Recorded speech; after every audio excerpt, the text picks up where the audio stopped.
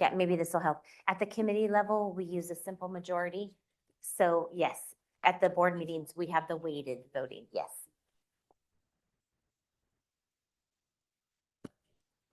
Good morning and welcome to the SACOG Transportation Committee for Thursday, March 7th, 2024 at 10 a.m. Anything, Lynette, that you need to say or read?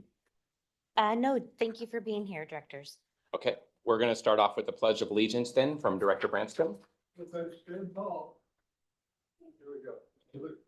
I pledge allegiance to the flag of the United States of America and to the republic for which it stands, one nation, under God, indivisible, with liberty and justice for all. Great, thank you. Next is roll call, please. Good morning, Director Branscombe. Good morning. Chapman. Here. Guerrero or Early absent. Howdeshelt. Here. Jennings absent. Joyner. Here. Sander. Vice Chair Gog. Yes. Vice Chair Lauren. Here. Chair Bradford. Here. And ex officio member Aceves. Here. Thank you. Great, thank you. Next up is public communications. Any person wishing to address the committee on any item not on the agenda may do so at this time. After 10 minutes of testimony, any additional testimony will be heard following the action items. Do we have any public comment?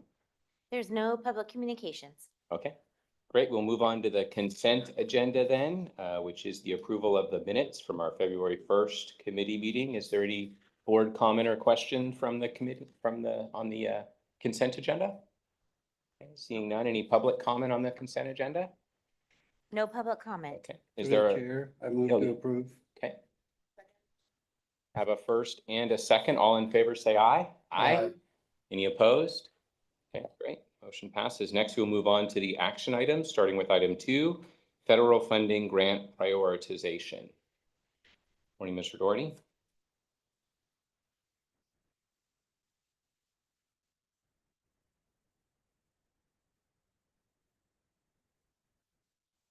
All right.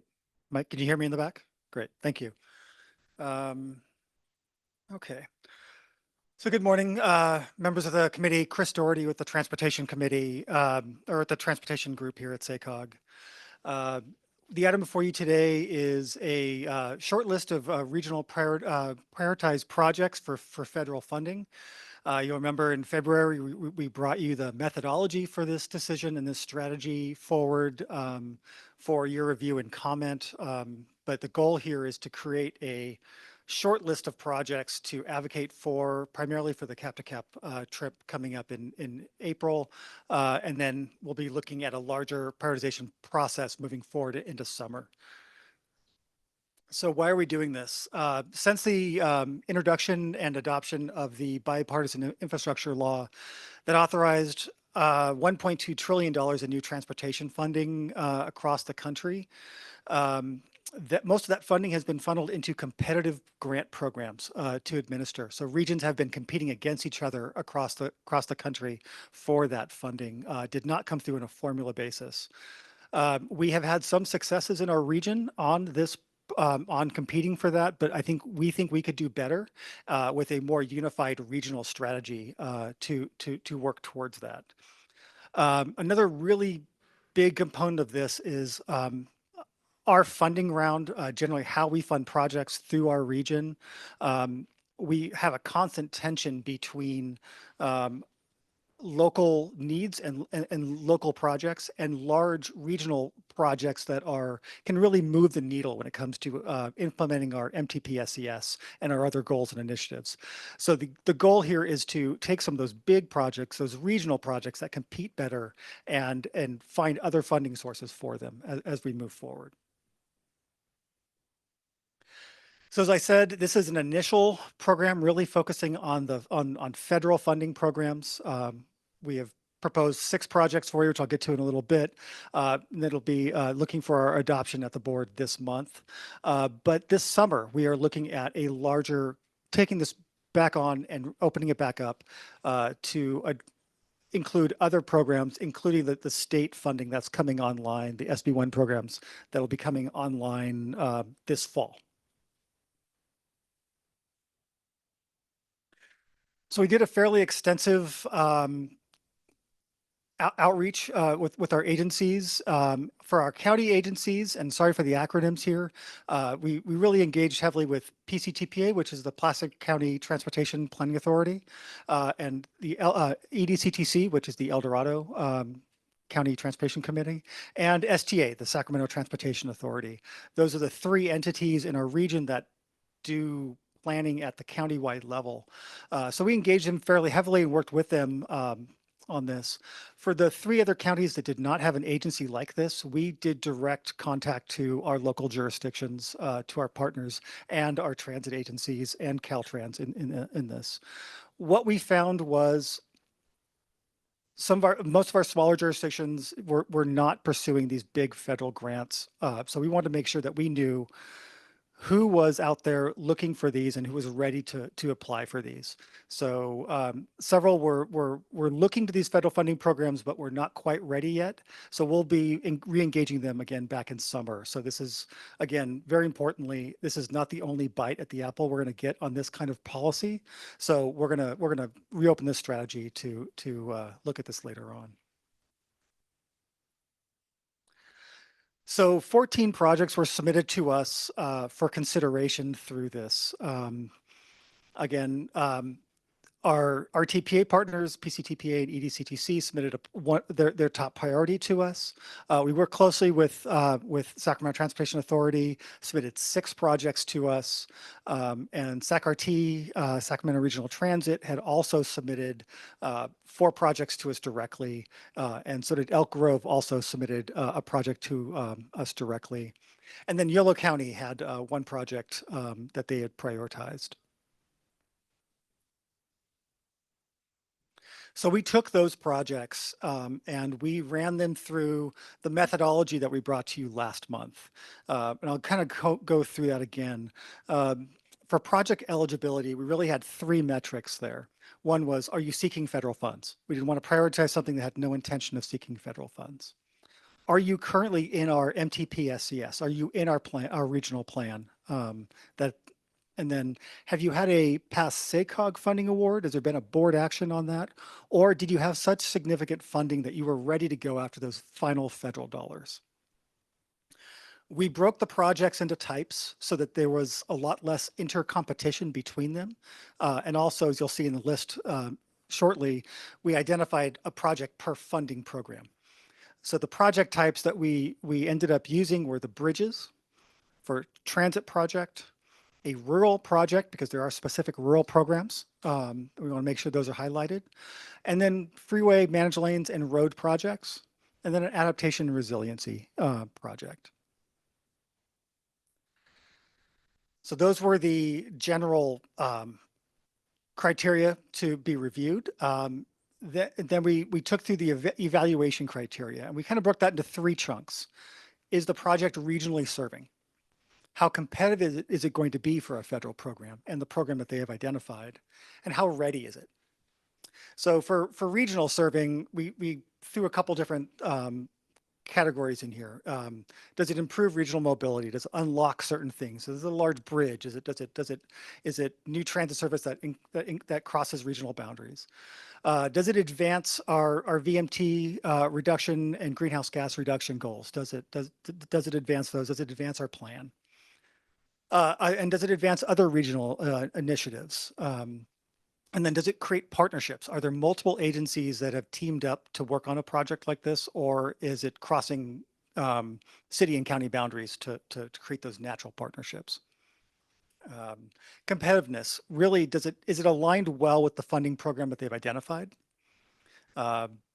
And then there's also the federal policy alignment, the new initiatives at the federal level, whether Justice 40, which is addressing disadvantaged communities and equity, is it aligned with those and addressing those concerns?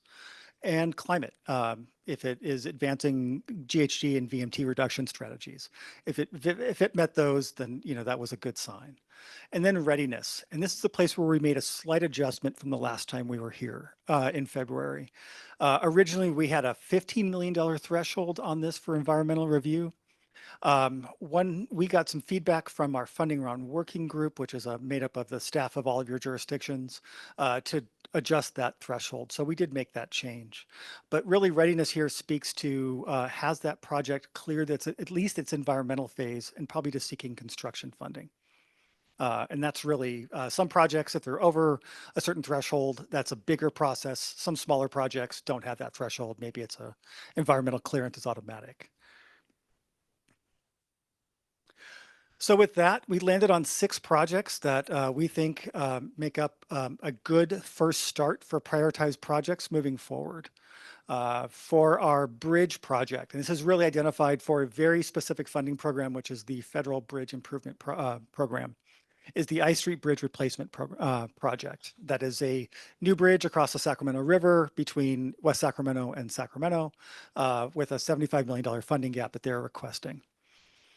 For a rural project, the Yolo County Road 98 Safety Project.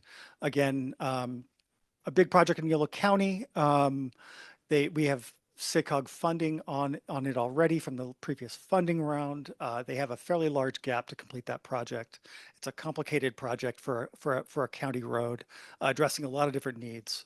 And again, there is a rural specific funding program that I think it would compete well for. For a road project, we have the Grantline Road Safety and Mobility Project. That is a portion of the Southeast Connector, but I want to emphasize here, this is a 2-lane version of that project that is addressing strictly the safety needs and the state of good repair issues along that stretch of road. And they're pursuing the RAISE program for this year. Our partners at EDCTC put their Trip to Green infrastructure project forward for adaptation and resiliency. This is the infrastructure to fund the signal upgrades so that they can control their Trip to Green through Placerville to expedite traffic and or address large evacuation issues if need be in that corridor. For transit, the large partnership project for the Small Starts program, it's a partnership. It's on Stockton Boulevard for the bus rapid transit. It's again a partnership with Sacramento City, County of Sacramento, and Sacramento Regional Transit. And that's going to be a big project and a long project, but it will have big regional impacts for that corridor. And then for the carbon reduction section, the Sacramento Metro Air Quality District has been pursuing this, and I know you've heard this at board meetings that they've presented on this. It is a 7-county carbon reduction strategy that funds some of our Green Means Go initiatives, some transportation investments, and working lands throughout the 7-county.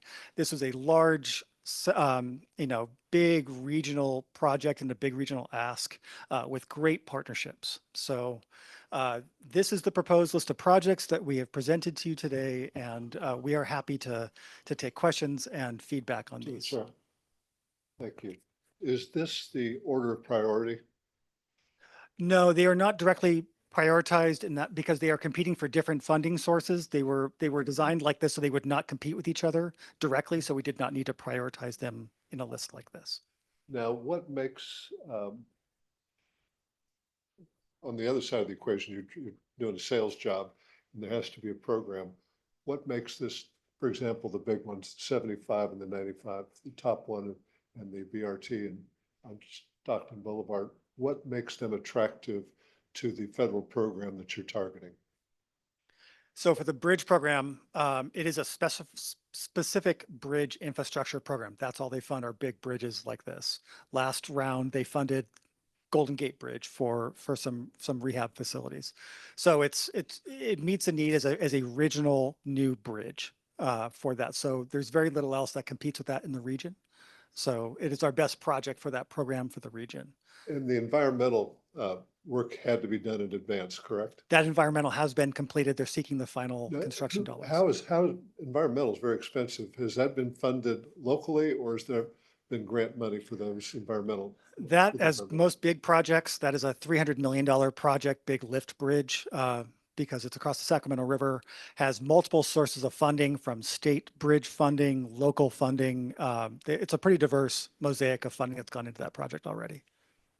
So who funded the environmental work? I don't think I had that specifically available to answer that. I know it's a non-trivial expense. I'm just curious where the money came from. Probably a mix of state and federal and local dollars. Highway Bridge Program. Kevin from SDA answered the question. Thank you. Give credit where credit is due. Mr. Chairman. Yes. The Yolo County project, 98, Route 98. Is that, I know in the past, former member Stallard had some interest in connecting, I-5. Is that project or is that the 113 project? That is the 113 project that you're referencing. This is not that project. This is a county road that connects Woodland and Davis Okay. and sees a lot of diversity of traffic. They have some right of way to take to make those needs, to address those needs, whether it's bike ped from ag tractor traffic. It's a really diverse project for that corridor. Okay, and is it the entire length from Josh's Hood to Woodland or? I believe this funding would complete the entire length as I understand it. Okay, I've probably been on it, but just don't remember, Any additional comments or questions from committee members? Just have a question. Just looking at all this, I see that there's no participation from Yuba County or Sutter County in this program. Yes, we specifically did outreach to every jurisdiction in Yuba and Sutter County to find to address if they were going to be pursuing these programs. And there was not a project they were pursuing federal grants for at this time. So we tried to make this list as regional as possible and reach out to every entity that we could to address that. I was just kind of curious, is amount of money it takes to participate in this for preparing the application or anything? You have any idea what we're looking at there? It's not insignificant. Exactly.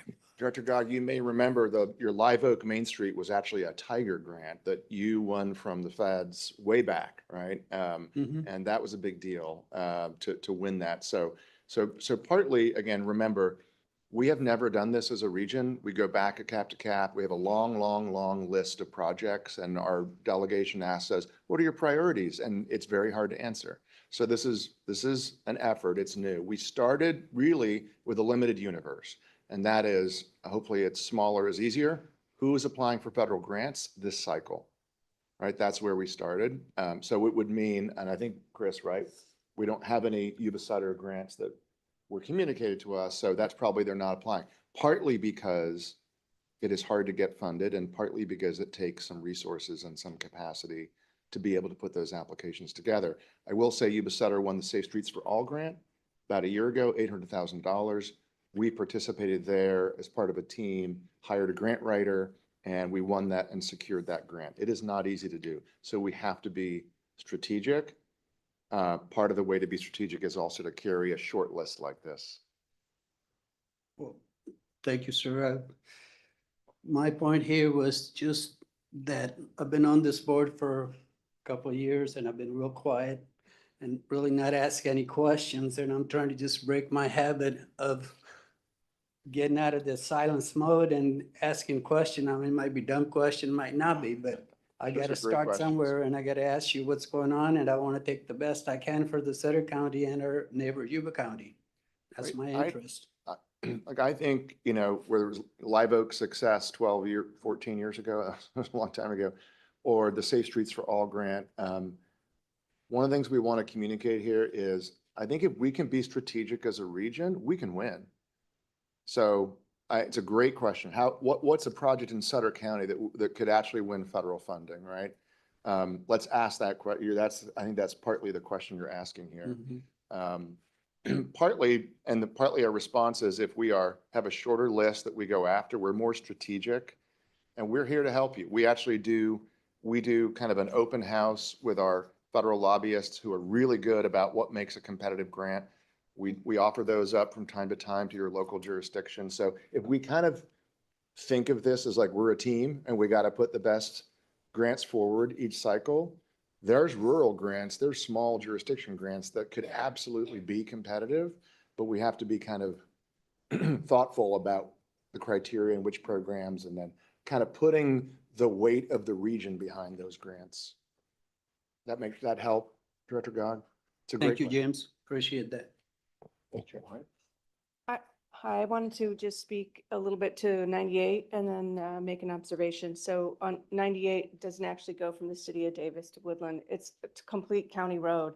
It goes to Road 31. It actually is a road that people from Winters take to go, they go all the way to 98 and then all the way over to Woodland, and also Sparta and all the other smaller rural towns use it. So it's a really important road to connect the rural communities, not just Davis, our large neighbor, no offense to Davis. But I also wanted to say that I've been on the Cap to Cap Committee for Transportation several times. And the united voice is one of the most important aspects of going into every one of those meetings. We need to walk in and say, like, this is the flank of people representing our region and this is what we want. So I highly support this item, and I hope that we all support it. Thank you. Real quick. So, in the title of your setup, it's prioritization, right? So the funding programs, we do not have multiple projects for any one program. That is correct. Now, what was it like in the past? Because this is an evolution from what was done in the past. So in the past, this is our first time that we have prioritized projects for pursuing grants like this. This is new No, I think clause. it's smart. I'm just curious what it looked like in the past. What would it look like? Would there have been multiple projects for each program, or? So for the past 3 years, since the passing of the bipartisan infrastructure bill, several local entities, agencies have submitted their local projects to this program. Probably between, I think let me make sure the numbers are correct. For this particular call for projects that we did, 4 were pursuing RAISE. I think there were at least 5 or 6 other projects maybe around the region that were pursuing RAISE for this round. So between 5 and 7 to 10 projects across our region would submit independently to like the RAISE program. RAISE is a little bit unique as it has a really wide eligibility versus some of the other programs that have a very narrow focus, but it has a limit of $25 million for a max on it. So there were competitors for each of these programs within our region? Mostly RAISE for this call, for this Okay. round was the only one that had multiple. I think we had 4 different requests for the RAISE program. For this, out of the 14 that were submitted to us, 4 were for RAISE. And Right, did you Bransky. rank those that did not make the top spot? We did not. We scored them. I mean, we could. It's in the attachment A on your staff report, there is the evaluation criteria Yeah. that does have kind of how they fell in their rankings. So that would have effectively Staff ranked. report's pretty thick. I didn't study that page real carefully. Okay, thank you. Hey, Director Branscombe, just to sort of level set or explain why we're trying to do this. And this is maybe it's a plea for not those of you around the table, but everybody, all of our partners. In the past, you said, what was it like in the past? In the past, it's basically whoever can get a grant together and put it up to the feds, puts a grant together and puts it up to the feds. Typically, we get requests for a support letter for a grant a couple of days before, 24 hours before, or maybe not at all. We may never get a support letter request. We don't even know that a grant has been submitted. And then sometimes we get a call from a congressional office saying, what do you think about the project? And we do our best when we don't know about it. We're trying to change that, right? And in the change comes the hard part, which is to prioritize and have a project on the list and not on the list, right? We understand that, but we really have to I think we have to move and evolve as a region into being transparent, sharing. It's not that you can still go for these grant programs right now. We're not stopping you from going, but we're saying there should be a short list that the region says are the set of priorities this year, this cycle, will change next cycle, because that's part of how we're going to be successful. I'm a believer. So I've got one question as well, and I think it was just answered, but since the main reason to put this list together is really for the annual cycle and for cap to cap. It's an exercise that we anticipate going through on an annual basis. Is that correct? Maybe not specifically for cap to cap. The idea, we'll crack this back open in summer and then have a bigger look at what our regional priorities are. And that list can be used annually for that trip. And we'll reevaluate that as things get funded and as things move through their processes. So we're looking to create just a larger structure and framework around prioritization of projects for external funding sources, whether it's state or federal.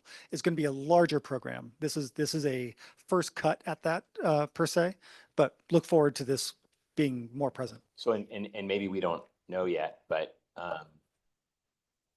for the next funding round, as it would kind of be, not for the next cycle, not funding round, as it would be reevaluated, do we anticipate it's kind of a start from zero and everything is rescored? And if you have, you know, projects that score higher than what's on this list now, then those would become the project that the region advocates for. Is that a kind of a correct assumption maybe? That is my assumption, Okay. yes, that we'll do a little more in depth. This was a very quick review process. So we'd like to take a little more in depth. We have a lot of data at our disposal and tools as an agency. We'd like to use some of those to evaluate those projects. Okay, I mean, I hope they all get funded in this cycle and there's nothing left on the list, but just in case that doesn't happen. I'm with you on that thought. I would love for that to happen and start from scratch again. Another Can quick I just question. add one more thing to this? I think that's really important about why we're doing this. So it is about trying to be, consistent across the region and what we want to put forward and be stronger together. But there's a sort of an incubation element that's not really reflected here too. I think you saw there's at least one project on the list that didn't make the final list, but that's because it's for a future cycle.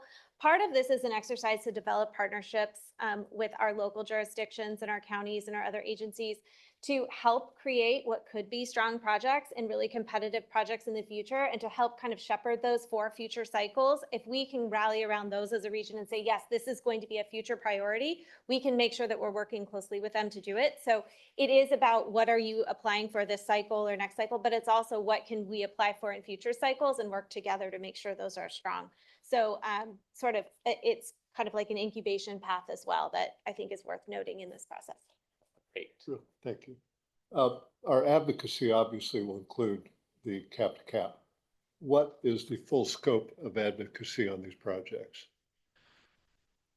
Well, you're correct. The goal of this particular cut is for the cap to cap program, but we have other resources at our disposal, whether it be meetings with our federal lobbyists and technical assistance, whether it's the data that we have here at SACOG, help on the grant writing perspective, and just the storytelling and the support on the application process. Thank you. Okay, seeing nothing else, I believe we have a public comment. Mr. Adam?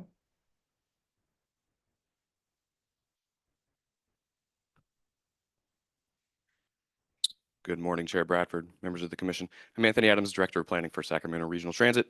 I'd first like to start off by thanking SACOG staff for doing the regional priorities. We do agree that in order to have a regional successful strategy, you need to prioritize and coordinate the agencies. As was stated before, SAC-RT is a regional agency, and we submitted 4 projects for our federal priorities. We are very excited to have Stockton BRT selected for this wonderful project, which will be the first BRT in the region, connecting one of the most disadvantaged communities to downtown. As was stated, project readiness is one of the main factors here. Unfortunately, Stockton BRT. Mr. Chairman, yeah, I love the fact that you're getting organized. I'll be on the Transportation Committee on Cap to Cap, so thank you very much for that. My question is, tomorrow's March 8th, right? Those folks back in Washington are supposed to do something tomorrow, right? With respect to the budget, right? How does this all play in with the continuing resolutions and the extension maybe potentially of continuing resolution for a year? So, I mean, sorry to spring that on you. I just, the great thing about these committee meetings is it's an iterative process, and I think, is the funding on, it's for tomorrow, right? I'm sorry, I didn't formulate a question really well. Let me try this again. So Congress tomorrow will be taking action on transportation funding as as part of their action on the budget, right? Yes? Yeah, Director Haddishelt, yes, and typically, even with continuing resolutions, a lot of these programs keep, the question is, how much money overall are they going to get? We can certainly come back to the full board when we bring this and give you a sense of where that stands, given the state of play on March 21st at the board meeting, and give you an update on that. Yeah, so it absolutely, we're, as you know, we're going from, as you said, we're going from CR to CR. We're looking at potential shutdowns, but typically these programs survive through the budget process, and it still means that this is a relevant priority list. And that at the end of the day, we believe there should be funding available. Does that help? It helps greatly. Okay. Thanks. And maybe I'll have you form my question next time. Got it. Through the chair very quickly, if I may. Director. With respect to the Stockton Boulevard BRT project, we've been informed that they're not going to be ready. Why would we continue forward with that on the list? We can take it off the list as a current submittal. I think it's similar to the 8065 in that it's a potential future. It's still a priority for the region, but it's not a current one for us necessarily to speak to a specific grant that they're submitting to right now. So we can take out the funding program and say, you know, future potential priority and continue to work with them. But it's not going to be tied to a specific program or funding source that we will be advocating for specifically when we go back to cap, if that makes sense.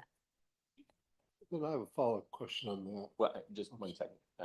Yeah, Director. thank you, Chair. So are there, within the transportation projects that were submitted, are there no other ones that are ready? For transit? Yes. We'd have to take a look at that. I think there is the potential, I mean, streetcar was submitted, but that was submitted for a different program than what SAC-RT is actually going to be submitting for in April. So that's a challenge there.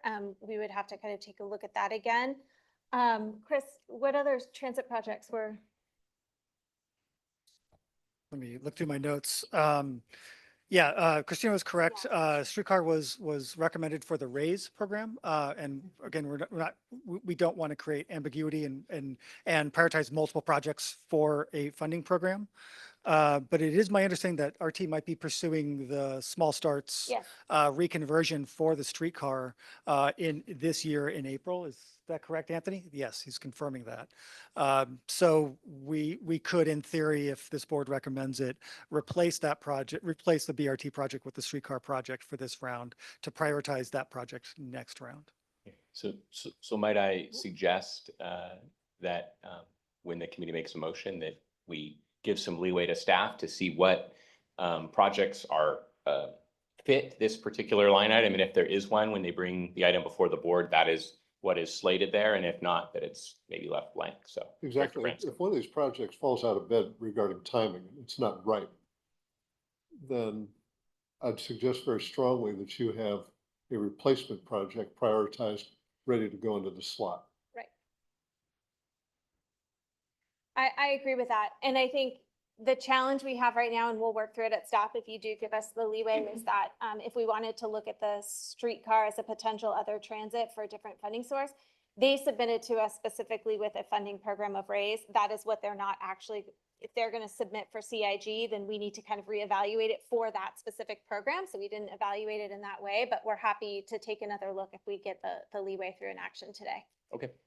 I would add the CIG program is a very complicated program. It's kind of designed to carry a project along as it goes.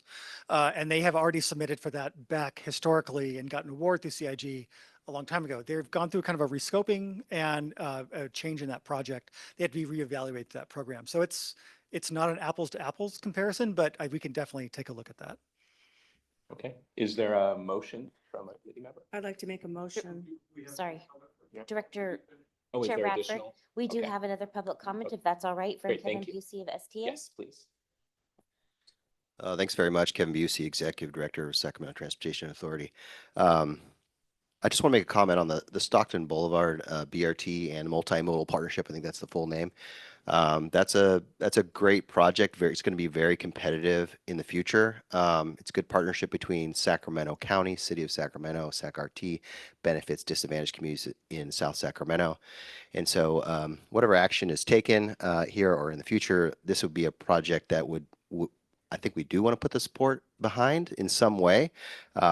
Christina mentioned the incubator process or concept, and I think this is the exact type of project that would be perfect for that incubator, is just continue to put some support behind it because it may not be ready now, but it will likely be ready in a year or 2 years from now. So we appreciate any consideration of that. Thank you. Great, thank you. Director Lauren, or Vice Chair Lauren. Yeah, I was going to make a motion, but I actually have a question. So another rural project that's very important in Yolo County is the 505 bridge over crossing.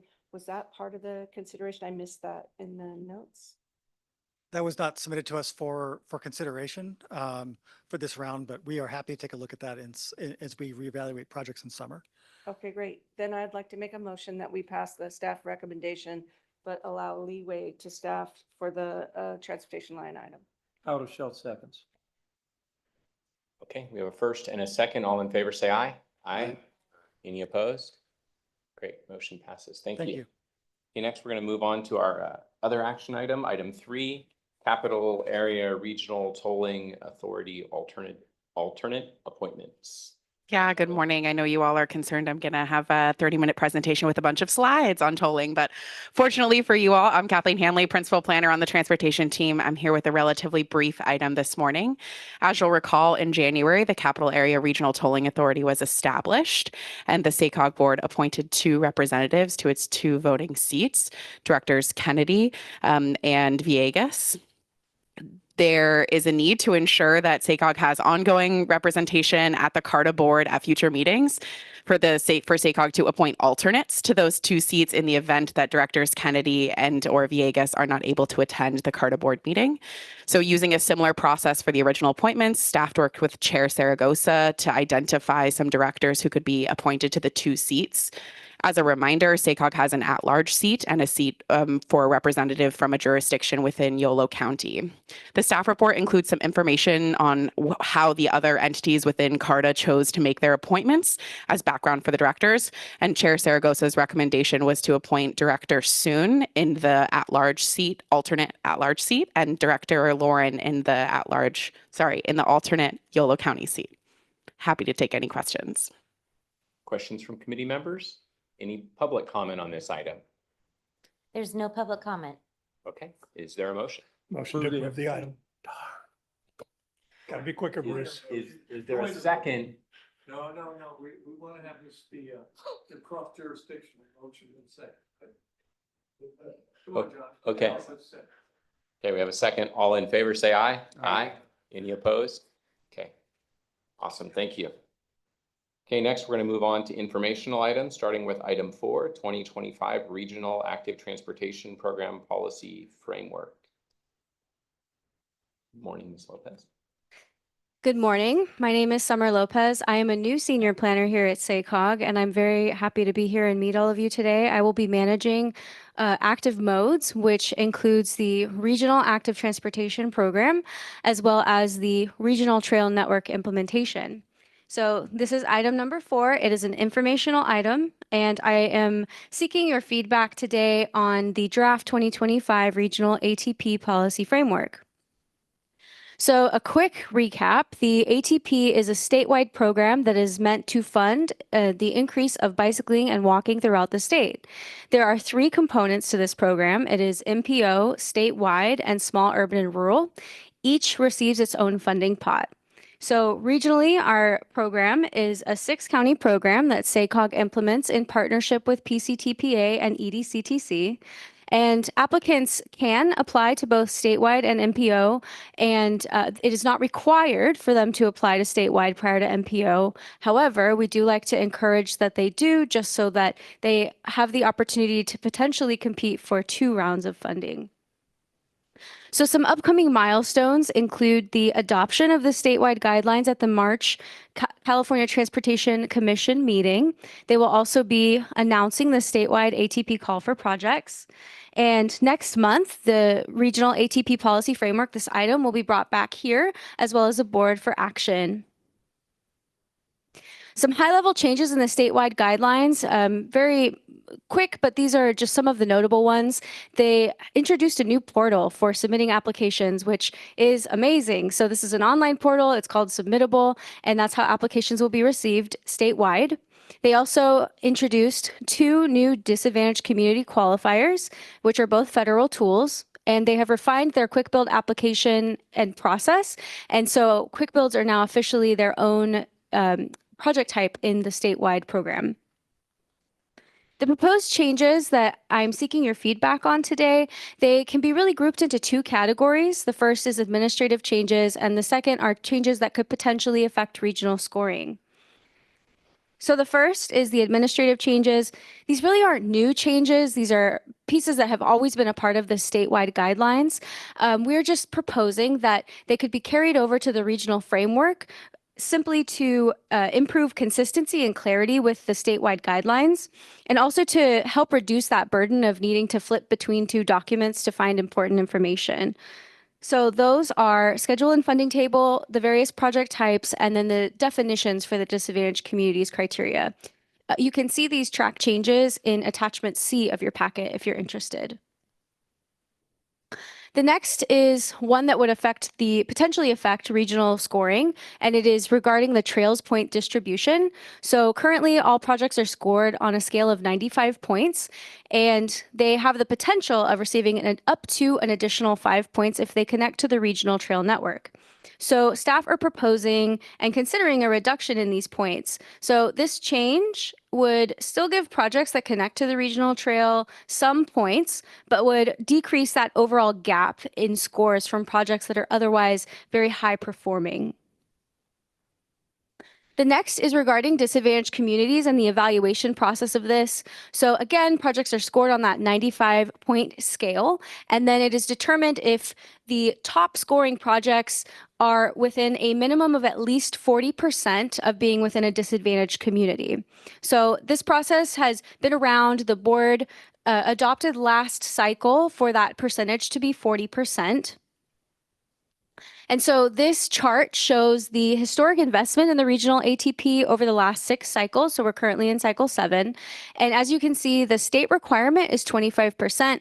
The regional target, like I said, is 40% for this program. And our region has always exceeded both of those percentages.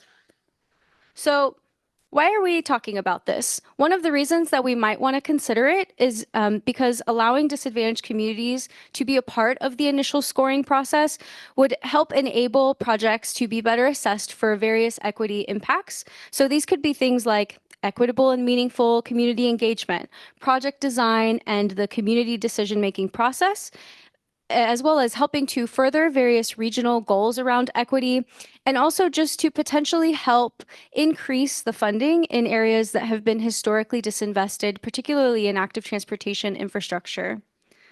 So again, actually, one thing I'd like to add, there are many conversations right now that are happening, which you're probably very familiar with, around the regional definitions for disadvantaged communities. This is something that Chris brought up very shortly. And so that's happening in the regional funding round. So just a consideration, this doesn't have to happen this cycle in the ATP. We don't need to make any major changes, just kind of based on discussion today. But we would like to potentially have staff propose that we align the disadvantaged community scoring criteria in the ATP with the decisions that are made with the regional funding round. So whatever decisions potentially could be made as the definition for disadvantaged communities and their evaluation process in that regional funding round, again, just potentially proposing that we could align the regional ATP process with that process. It's an option that I'm open to hearing your feedback on today. So I have a question yes. on that last Oh, slide. sure, absolutely. Thank you. I see a state requirement is 25%. When you say underserved, what portion of defining underserved here is based purely on equity? I'm not In other sure. words, there can be an underserved community, but there's nothing there, right? Yeah, that's a good But is question. but the regional target is 40%, state requirement 25%. How are we defining underserved?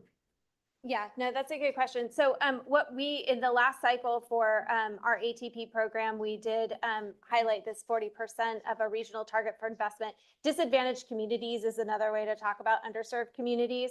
I think they're being used interchangeably here. So it has to do with what the state and regional definition is of disadvantaged communities, which is typically through some of the data like where we get from our, you know, the SB 500, for example, the data information that we have there.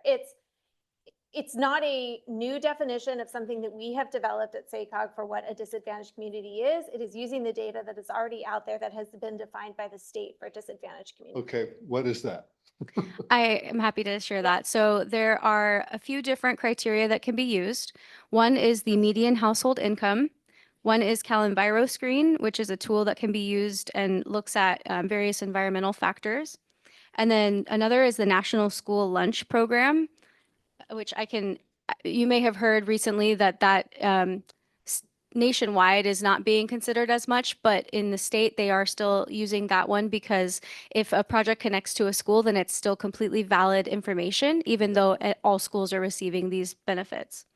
Healthy Places Index, the climate, so these are the two new ones, the Climate and Economic Justice Screening Tool, the US DOT Equitable Transportation Community, Native American Tribal Lands, and then the regional definition, which for us is the 2020 MTP SCS Environmental Justice Analysis. Okay, those are the components. Now, how are they weighted in coming up with this? Because I see the regional target, and I'm curious if I could be refreshed on how the regional target of 40% was arrived at when the state target's only 25%. And so there you have all those components. One thing I will tell you. But how are Director they Branscombe, weighted? Sure, I totally understand. One thing I will tell you is Marysville pops up as a disadvantaged community. Oh, I'm painfully aware of that. Okay, just, so I don't know if we have a, yeah, big one. Yes, to refresh everyone's memory, since this does happen every 2 years and it's not quite reasonable to expect everyone to remember it. Last cycle, the board of directors elected to voluntarily raise the regional investment level to a 40% target. And as Summer was illustrating, there are a number of different definitions that are identified both at the state and regionally for how one might define a disinvested or a disadvantaged community. But the regional weighting is primarily on the benefit received or expected to be received by residents in that community. I get it. The reason I asked the question, what prompted the question is I've been thinking about the last presentation and the Stockton Boulevard project. It's not ready for prime time. And all of a sudden it's up there as a priority for us and it doesn't seem well placed there. So I'm guessing that there's a heavy equity component pushing that and it overwhelmed the timing problem. Director Branscombe, if I could, and I think actually we're going to do a lunch or a session on sort of transportation funding 101 because it is not easy. I apologize on behalf of the transportation industry for making it so complicated and making it so lengthy. Stockton Boulevard is a really important regional project. It is the first bus rapid transit project with hoped for dedicated lanes in the entire 6 counties. The question about whether it's ready to go for CIG, small starts, or raise is a maturity question in the project. It is not a question really of and yes, it's in a disadvantaged community, so we will be more competitive that way. But I will tell you, it is a really important project, as you heard Kevin Busey from SDA talk about the collaboration. So given that so many grant programs now are, like ATP, are focused on benefit to disadvantage, we absolutely need to think about that, right? We absolutely need to raise up the projects that have that equity benefit and that benefit for disadvantaged communities. I get it, but there may be a change in management later this year in Washington, and equity may not be as significant a component. And to feature, and I suspect very strongly that the Stockton Boulevard project remained there because of the equity component. And And that again, to that be clear, overwhelmed a fatal problem in terms of timeliness and ripeness for. I wouldn't call it fatal. It is absolutely there because it's a disadvantaged community, right? We're trying to reinvest in a disadvantaged community. It's a partnership project to provide better absolutely. It is also a great project. I'm just worried about the project that may have been a better fit Mike, time-wise. we heard you on that. Believe me, Okay. we will huddle as you have directed us to do, and we'll huddle on that. Absolutely. I think what you're asking here is a good question, which is, I think what I hear you asking is, how are we defining disadvantaged, right? So which communities are those? And then how does it play into, remember, this is an info item, so we're just getting your feedback on this. I hear you asking, how do we define disadvantaged? And then I think you've heard the staff say, there's a number of criteria that fall into Summer that. did a good job there. So Appreciate it. Okay. a quick thank you. follow-up question to that. What I think I heard is that to get to this 40%, it's projects that meet any of those criteria would be counted toward the 40%. Is that a correct Yes. understanding? Yes. Okay. So it's not a specific one, it's, they Correct. check any box on that list, Yes. then they qualify for the 40%. Okay. And I will say, Chair Bradford, we are, again, as we keep on the journey around equity and disadvantaged communities, we are trying to pull some flexibility into this, right? So that it's not just a one tool or a one size fits all approach. We know that's important to the 6 counties. For instance, Callan Virus Screen is a state tool that won't have a lot of our areas pop up on the map in this region. And we have long sought to have different ways of defining it that are more true to our 6 county region, if that helps. Any additional comments or questions from committee members? Yeah, Summer, were you done with your presentation? I was, which is my last slide, was simply summarizing the things I wanted your feedback on. So again, consistency with state guidelines, trails point reduction, and then the disadvantaged communities evaluation process. Right. Can I start with the trails? Could you go back to that slide? Yes. Because I think, being parochial, so you'll get 5, you're going to eliminate the additional 5 points if you connect to a regional trail system? Is that what I understand? We don't want to necessarily propose eliminating them, and I've already done some engagement with PCTPA and EDCTC, and we've talked about potentially lowering it to like 3 points. So it's just a little bit less, and it would still give those projects points. It just would reduce the gap between otherwise high-performing projects that aren't connecting to the regional trail network. Okay, and I'm not sure I'd be supportive of that because I think, if we're trying to get people out of their single occupancy vehicles, right, and use those trail connections so they can go shop and walk back with the groceries or recreate or things like that. I think that's really important that incentives stay in the program. Then the other thing, and I think the conversation we had around disadvantaged communities and the various screening tools that are out there really leads to a lot of confusion. And my understanding is that in order for the California Transportation, that most of the projects the California Transportation Commission approves end up being in disadvantaged communities. So I don't know why we would, and I wouldn't be supportive of us complicating the criteria here by adding more confusion and elevating the DAC when in reality, the CTC is going to really just, appoint community, approve projects. And Mr. Corliss, to your point, right, I've seen tools where Davis and Chico are disadvantaged communities because based on income, they have student populations, right? And, not all DACs are equal. Last year, Mr. Corliss, you were at our Invest Health Breakfast. We have some communities right around our third track project, which are certainly, underserved communities and will be served by housing that is going up now, very walkable communities and eventually the third track project. So it's tricky.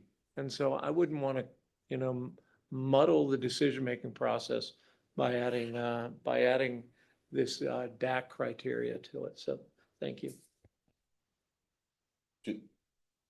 just following up that, just for my understanding, that's the existing criteria that we've used, right? So it's not adding anything new. I just want to make sure or Yeah, changing anything unless I'm misunderstanding.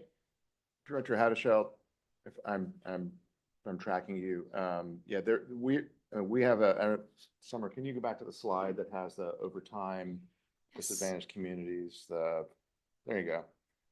So we've had this, we've actually invested, right? These are our regional ATP awards, Correct. right, over time? Yeah, so Director Hadashell, we've been investing in disadvantaged communities through this program at a regional level. I think it's worked. We have proposed here as an information item, right? Some different ways of thinking about that and different ways of doing it. But I think you just made the case, you just talked about Invest Health and Roseville. We have disadvantaged communities everywhere.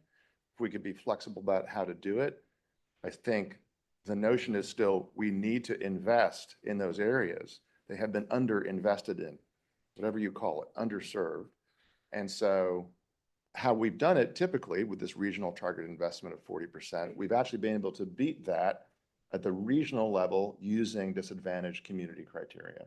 And by the way, I'll remind you that in the last ATP cycle, I think I'm right here, I'm going to check, you got the Dry Creek Greenway funded. We got the Missouri Trail up in El Dorado County funded. We also funded a lot of disadvantaged communities. So it's a question of sort of emphasis and balance, and if there's confusion, hey, look, this is an information item, so we'll do our best to kind of keep going and provide some clarity. But this board and this region has made an emphasis on disadvantaged communities. And I think, you'll see here the record there. So thank you. And it may just be my reading of this. So number 7, project provides meaningful benefit for a disadvantaged community. 0 to 10 points will be applied in the event the regionally identified 40% is not met. So I'm reading that as additive. If you don't get to the 40%, then a project may get 0 to 10 points.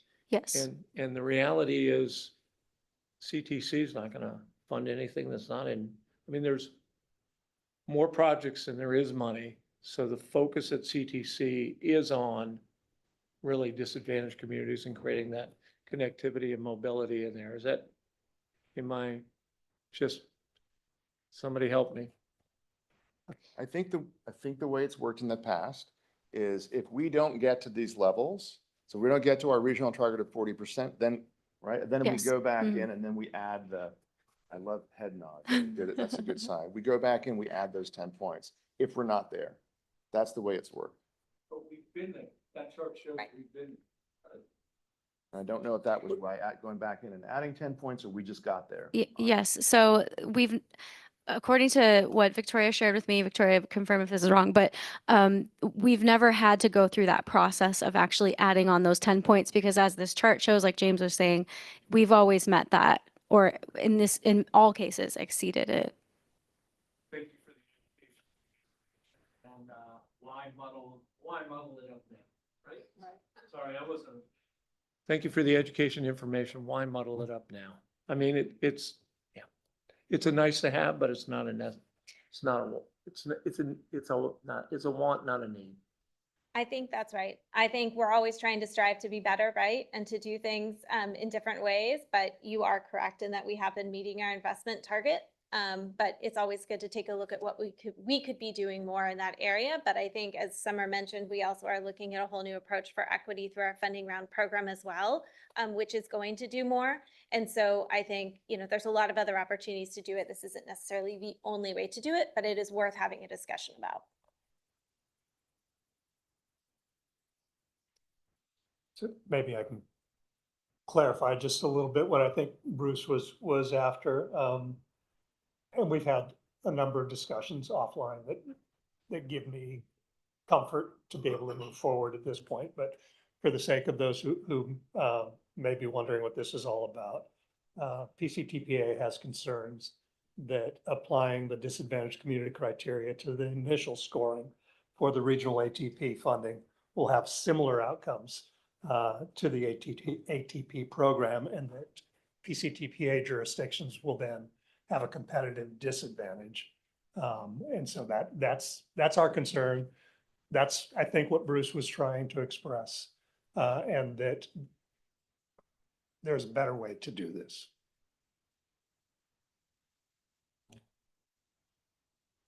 He's much better at this. I can read. Okay, I just want to, I'm probably not helping at this point, but I just want to summarize by saying you've had disadvantaged community policy and targets in the prior rounds. This has actually been one of the few 6 county funding rounds. Remember that. That's important to remember. And, you know, again, over time, and I also just learned this today, Director Haddishell, so we're learning in parallel here. We haven't had to implement that, but I do think that it's important for us to kind of keep revisiting and understanding, right? How do we balance, right? How else can we think through this? And that's, again, as an information item, what I think the staff has brought to you this morning. Right. So what PCTPA is concerned about is using those 10 points in the initial score. I understand. Yep. Yep. Yeah, And we we hear have that. not done that in the past. Yep. Chair Bradford, we do have a public comment on this item if you'd like to take that. Yes, please. Okay, it's Kevin Busey from STA. Kevin Busey, Executive Director, STA. I'm going to try to provide some clarity, see if that works. But just from my experience, so at the state ATP level, those 10 points are included in the score regardless. And it is so competitive that basically 100% of the projects are within disadvantaged communities, right? And so now you look at the regional side, most agencies are spending considerable amount of money to put these ATP applications together, and they know that the disadvantaged communities are essentially a requirement to get state funding. So what's happening is you're submitting at the state level and at the regional level. And so that's why you have these high percentage of disadvantaged communities being addressed in the prior SACOG rounds, because that's the way the cycle works. In order to be competitive at the state level, you're submitting projects. A lot of your projects are in disadvantaged communities. So we're always going over that target regardless. If, from a policy standpoint, my concern would be if we made this 10 points a requirement, you would also likely be awarding 100% of the regional ATP fundings to disadvantaged communities, or very close to that. So just within Sacramento County specifically, we have a disadvantaged community percentage of about 45%. I know it's a lot lower in some of the other counties. So just from a policy perspective, from a Sacramento County standpoint, I believe there would be concern that you would be excluding certain areas from regional ATP funding, which would be a concern on this. And I think this is kind of I actually think this is one of the best things that Victoria has done, Victoria Cacciatore, on these ATP rounds, is trying to figure out how do we address the disadvantaged communities, but also leave a little room for regional active transportation funding in other areas that are also in need.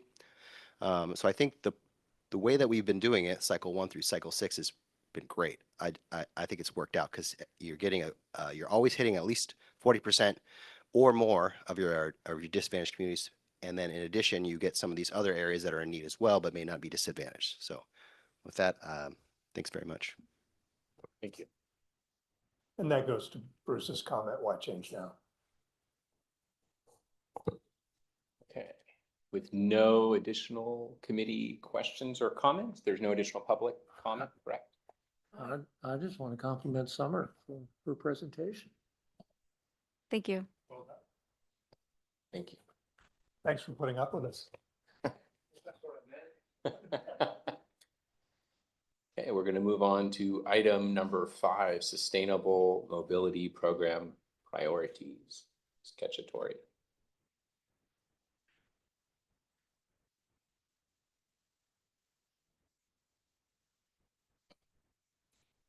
Good morning. I'm Victoria Cacciatore, and I am the program manager for our Sustainable Mobility Program. I'm joined up here today with Nicole Zeeling Porter, who is an excellent micromobility program operator, among many other things. She and I will be splitting up how we discuss this program today, which is very, I don't know if I did that. I might have done that. As we get our presentation sorted out, the Sustainable Mobility Program is a vital program for how our region can meet our regional goals. Around 2% of our greenhouse gas reduction emission reductions are from our TDM program. and roughly 1/3% of our greenhouse gas reduction is from shared mobility. We also know that this program is very important because all of us around this table recognize that mobility to destinations is how we access opportunity. Our access to jobs, to workforce development, to the destinations that we use to advance our education, all of those we need to get to in one way or another if we are going to excel in our region.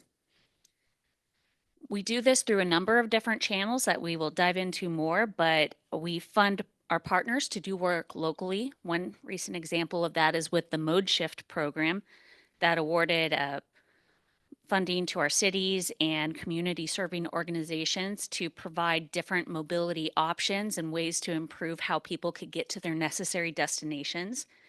And we also work with the state to streamline mobility efforts for our members, such as our participation in the California Integrated Transportation Project. And we also work with private partners to respond quickly to our changing conditions. So let's get it out of the way. Our region is an auto-focused region. Our transportation network is focused on how people can get from point A to point B using a privately owned vehicle. Our key destinations and resources are all oriented to the road, and our destinations and the things that we need to get to, they may be far from where we're starting out. It may not be feasible to, hop on a bus, to take your bike, or to just start walking to get to that destination, or at least not feasible on a daily basis. And while we have that autofocus transportation network, we also have a lot of reasons why people are either unable or unwilling to drive a car themselves. We have, across the US, there are 42.5 million Americans that are living with disabilities. That's about 13% of the population. We know that 21% of U.S. adults without access to a vehicle or public transportation have reported skipping necessary healthcare services. So there are very dire impacts from not having that access to a vehicle. Our upcoming generation, Generation Z, is less likely to get their license, and you ought not to be driving if you don't have a license. And it's even specific to our region, we know that 4% of households do not own a private vehicle. And we also know that that lack of private vehicle ownership is not spread equally across the population. 13% of the Black residents in our region live in households with no automobiles, and that is more than 3 times the rate of people living in white, Hispanic, or Asian households. And then one last point to drive home the impact or like the barriers for some people to own vehicles. AAA estimates that it costs about $14,390 to own and operate your own vehicle in California. And that is something that not everyone is able to afford. To identify how we could best make our strategic impact in the region, we looked at industry trends, best practices, and feedback from our member agencies. We engaged a consultant to look at those first two, the industry trends and best practices, so where we're going and who's doing what well. And they identified opportunity areas for us to focus on short trips with a focus on equity and geographic diversity, and also affordable mobility. So mobility that's going to meet the needs of the region's growing population, especially low-income and historically underserved communities. Lastly, they acknowledge that clean mobility options will help address some of the air quality pollutant issues that we have here. High rates of particulate matter 2.5, which is the stuff that will get very deep into your lungs and increase your instances of heart disease, among other unwelcome health consequences. For feedback, we talked with everyone who's worked with us on mobility projects in the last couple of years and asked, what has been your experience working with SACOG on these? What has worked well? What needs work? And one of the clear points that rose to the top was that everyone wants to be able to provide reliable transportation. And if it's not reliable, if it's a service that's here today and gone tomorrow, then people will not be able to count on it. They will not be able to use it. Or if they are able to use it, they will suffer very terrible impacts when you take that service away.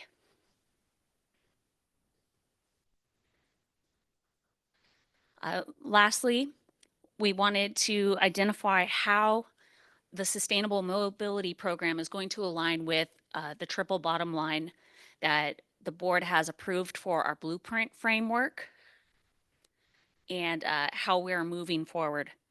So as we make our strategic impact, we want to ensure that we have a regional transportation system that is reliable, convenient, affordable, and accessible, regardless of one's age, race, ethnicity, abilities, income level, or address. And we also want to support community members' ability to access those important destinations and resources without having to front that expense of over $14,000 a year to own their own vehicle. And lastly, what we can do to do so using clean mobility options that will allow people to still get to where they need to go, but decrease the greenhouse gas emissions associated with it. And so with that, let's get into the nuts and bolts, the project priorities.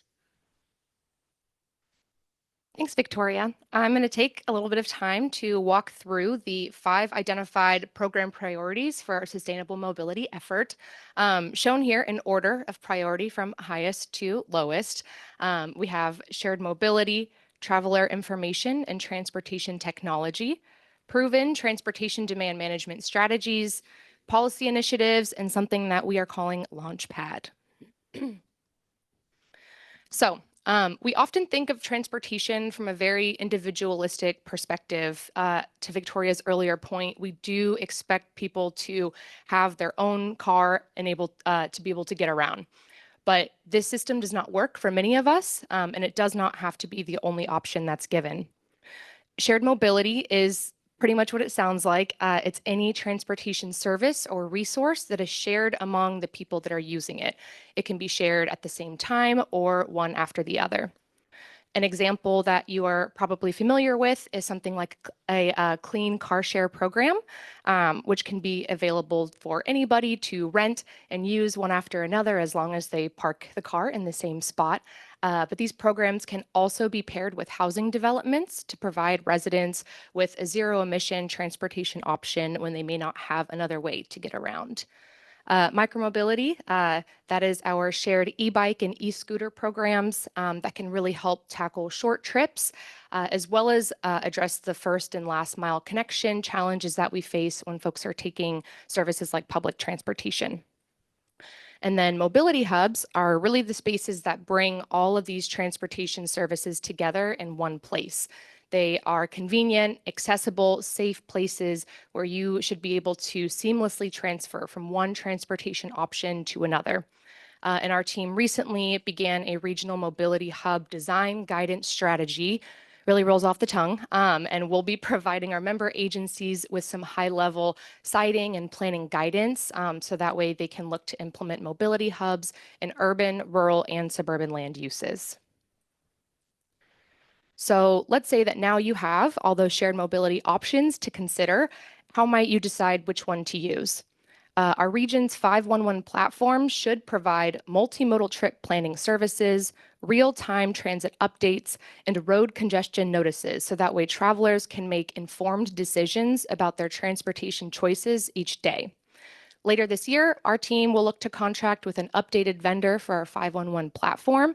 And I think this is a really great opportunity for us to put together the digital infrastructure that we need to maximize convenience for our travelers and create a foundation for something that we call mobility as a service, which is a long way of saying that you should be able to use one app or one website to plan, book, and pay for your trip across any mode, whether or not that's a bus, a train, bike, scooter, or even your Uber or Lyft. Okay, so now what about all the people that have their own car and like using them? Through proven transportation demand management strategies, our team wants to continue funding our local partners' proposals to invest in, test, and expand programs that look to reduce car trips by ultimately making options like biking, walking, carpooling, taking transit the easy choice. Some examples of these TDM strategies that our region's different associations and community-based organizations use to promote these types of trips are van pool subsidies, carpool ride matching services, and guaranteed ride home.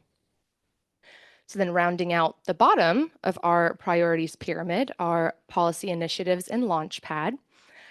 Really we want to start thinking about what can we do at a policy level. We'll look for opportunities to help our member agencies develop, implement, and measure the effectiveness of local TDM ordinances. We also want to start thinking about, are there barriers to our local agencies implementing their own sustainable mobility programs? And are there policies that can help support micromobility safety on our local streets? And then finally, we do recognize that transportation is an ever-evolving space. There are new technologies that regularly are introduced on an annual basis. So our Launchpad priority will be where we are able to monitor these new technologies, especially as they relate to things like automated vehicles, connected vehicles, flexible fleets or our on-demand transportation options, as well as air taxis. And I think it's also worth noting that we also want to provide ourselves some space to consider emerging best practices as they relate to universal basic mobility and mobility wallets, which can really effectively deliver on the idea that mobility should be a right that everybody is given. So that is our summary of our program priorities. I think we'll pause for questions or to discuss any other thoughts that you might have. Comments and questions from committee members? Oh, okay. You guys are a quiet bunch all of a sudden. Okay, I know there is a public comment. So Mr. Adams?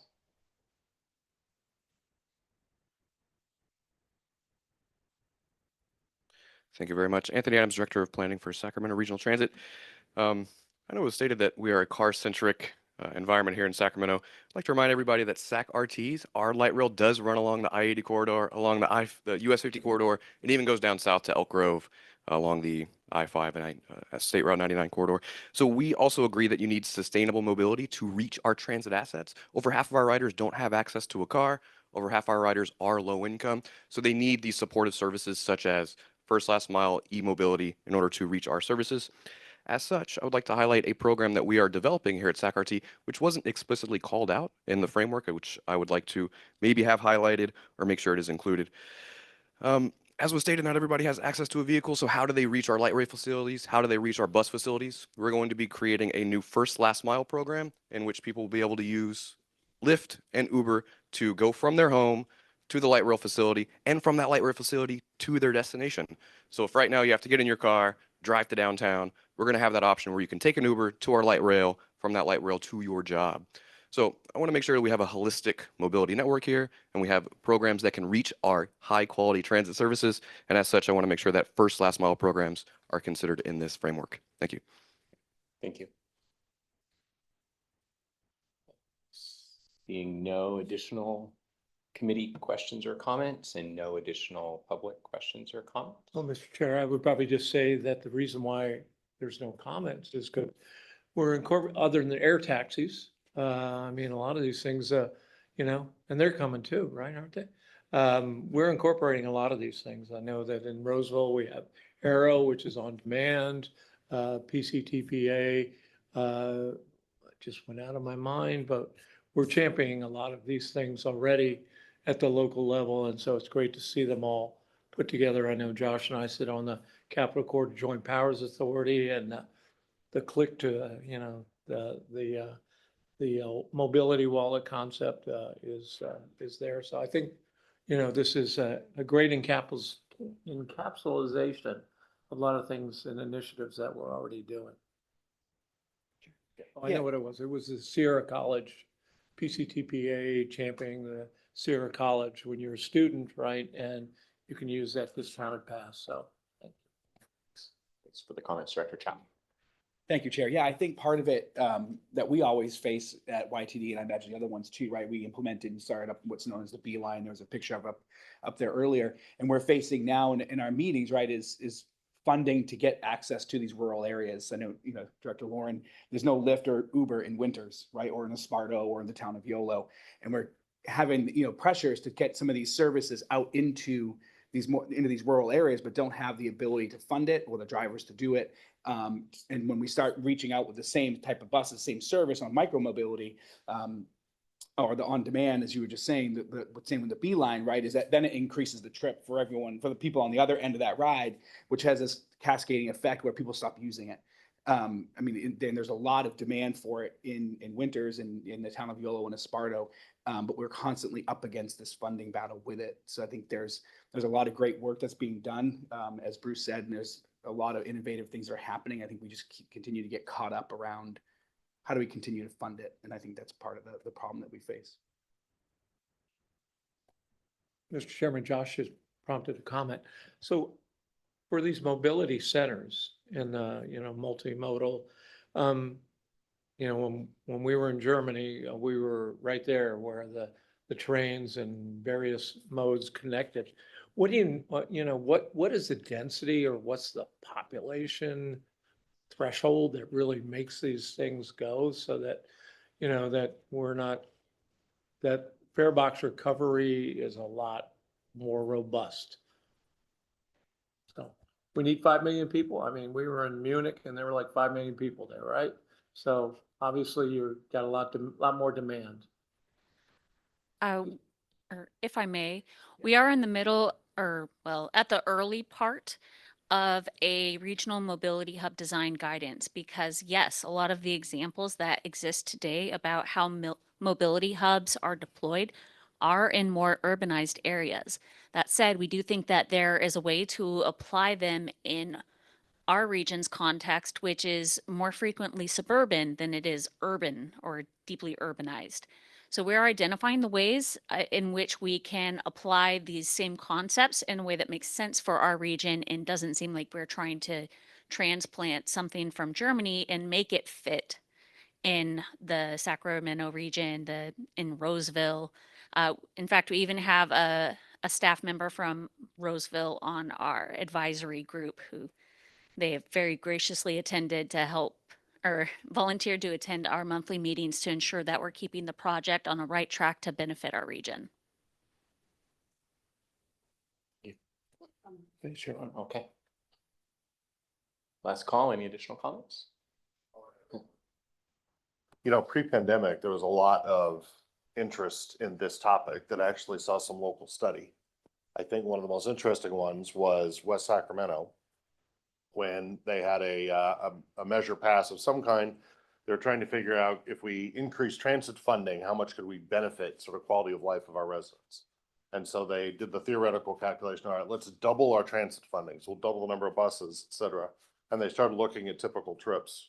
And a typical trip would go from, I think the example they kept using was a lady who went to the gym every morning to swim and then back home, and she couldn't drive because of a medical condition, but she needed to go to her swim therapy every day. And it took her 25 minutes to do that on the buses each way. And if they doubled transit spending, that 25 minutes would drop to like 20 minutes. Then they looked at an alternative model, which was a point-to-point shared service. And that could get her from home to that gym in like 7 minutes and back in 7 minutes. So enormous increase in like quality of life and, not lost time in transit, much more responsive. Similarly, looks at paratransit at the time where 80% of, that might be an understatement, might be 90% of paratransit users are ambulatory, could walk on and off of a bus. But they were all being forced into sort of one mode of transit, which was very slow, very delayed, had to be reserved 24 hours at least in advance, all sorts of. My point is, the point-to-point services is probably the way to go. I just spent over a week actually in Switzerland. I was in Zurich. It was the World Economic Forum. I was a speaker there for the NLC. And their train system is absolutely incredible. I don't know how many people have been there. I had a Swiss Rail card, and within Zurich, I could go anywhere I wanted, literally within minutes. Trains were at every stop within 10 minutes. There, in many cases, there'd be 2 or 3 trains within 10 minutes at a given stop. But their population density is enormous compared to ours. You know, at the edge of a city in Switzerland, you see a 4-story office building. That's the edge of the city. There is no single family home. That virtually does not exist. Maybe in older parts of the inbuilt community, but they're not building anything like how we build. Nothing at all. And that density, I think, absolutely wrecks our ability to ever have very efficient transit for the majority of a population. It's not going to work in the places we're building. So we have to look at alternatives, and I think sort of that point-to-point on-demand service is probably it. And if you can imagine that service operating with hydrogen as a fuel, for example, not electricity, because we're going to overwhelm our electricity system's ability to produce and our ability to build batteries. But if you look at something like hydrogen fuel for that, that might be a long-term healthy way for us to develop. But I'm now at the point I sort of shudder when I think about, you know, $1 billion transit investment in a community like Sacramento, where our population density is just enormously low. Vice Chair Laura. Yeah, I kind of wanted to add on to Josh's comment about the rural area. Basically, during the pandemic, winters, we no longer had our Route 220 that went around. We suspended that. And then we started microtransit, and it's point to point. That microtransit has been a life changer for people in winters. But my point is that one size doesn't fit all. Like what helps one region certainly doesn't help another. And also vehicle miles traveled from a place like a rural county, like Yolo County, where you're going to have the vehicle miles traveled no matter what, unless you're going to have people move out of those towns and all into one. That's not going to happen. We're never going to be a Zurich there, right? But we need flexibility in order to answer the needs of each region. So that's my plug for microtransit and for vehicle miles traveled in rural winters. Okay, great. Thank you. We're going to move on to item 6, Phase 1, 2025 Blueprint Outreach Results and Principles. Hannah. Chair Bradford, I think James, I'm going to kick this off and then hand it over to Hannah. So as you know, and Hannah will show you the schedule, remind you the schedule for the blueprint plan. We had a good board discussion in February. We're coming to you this month with really a summary of all the outreach we've done. What have we heard?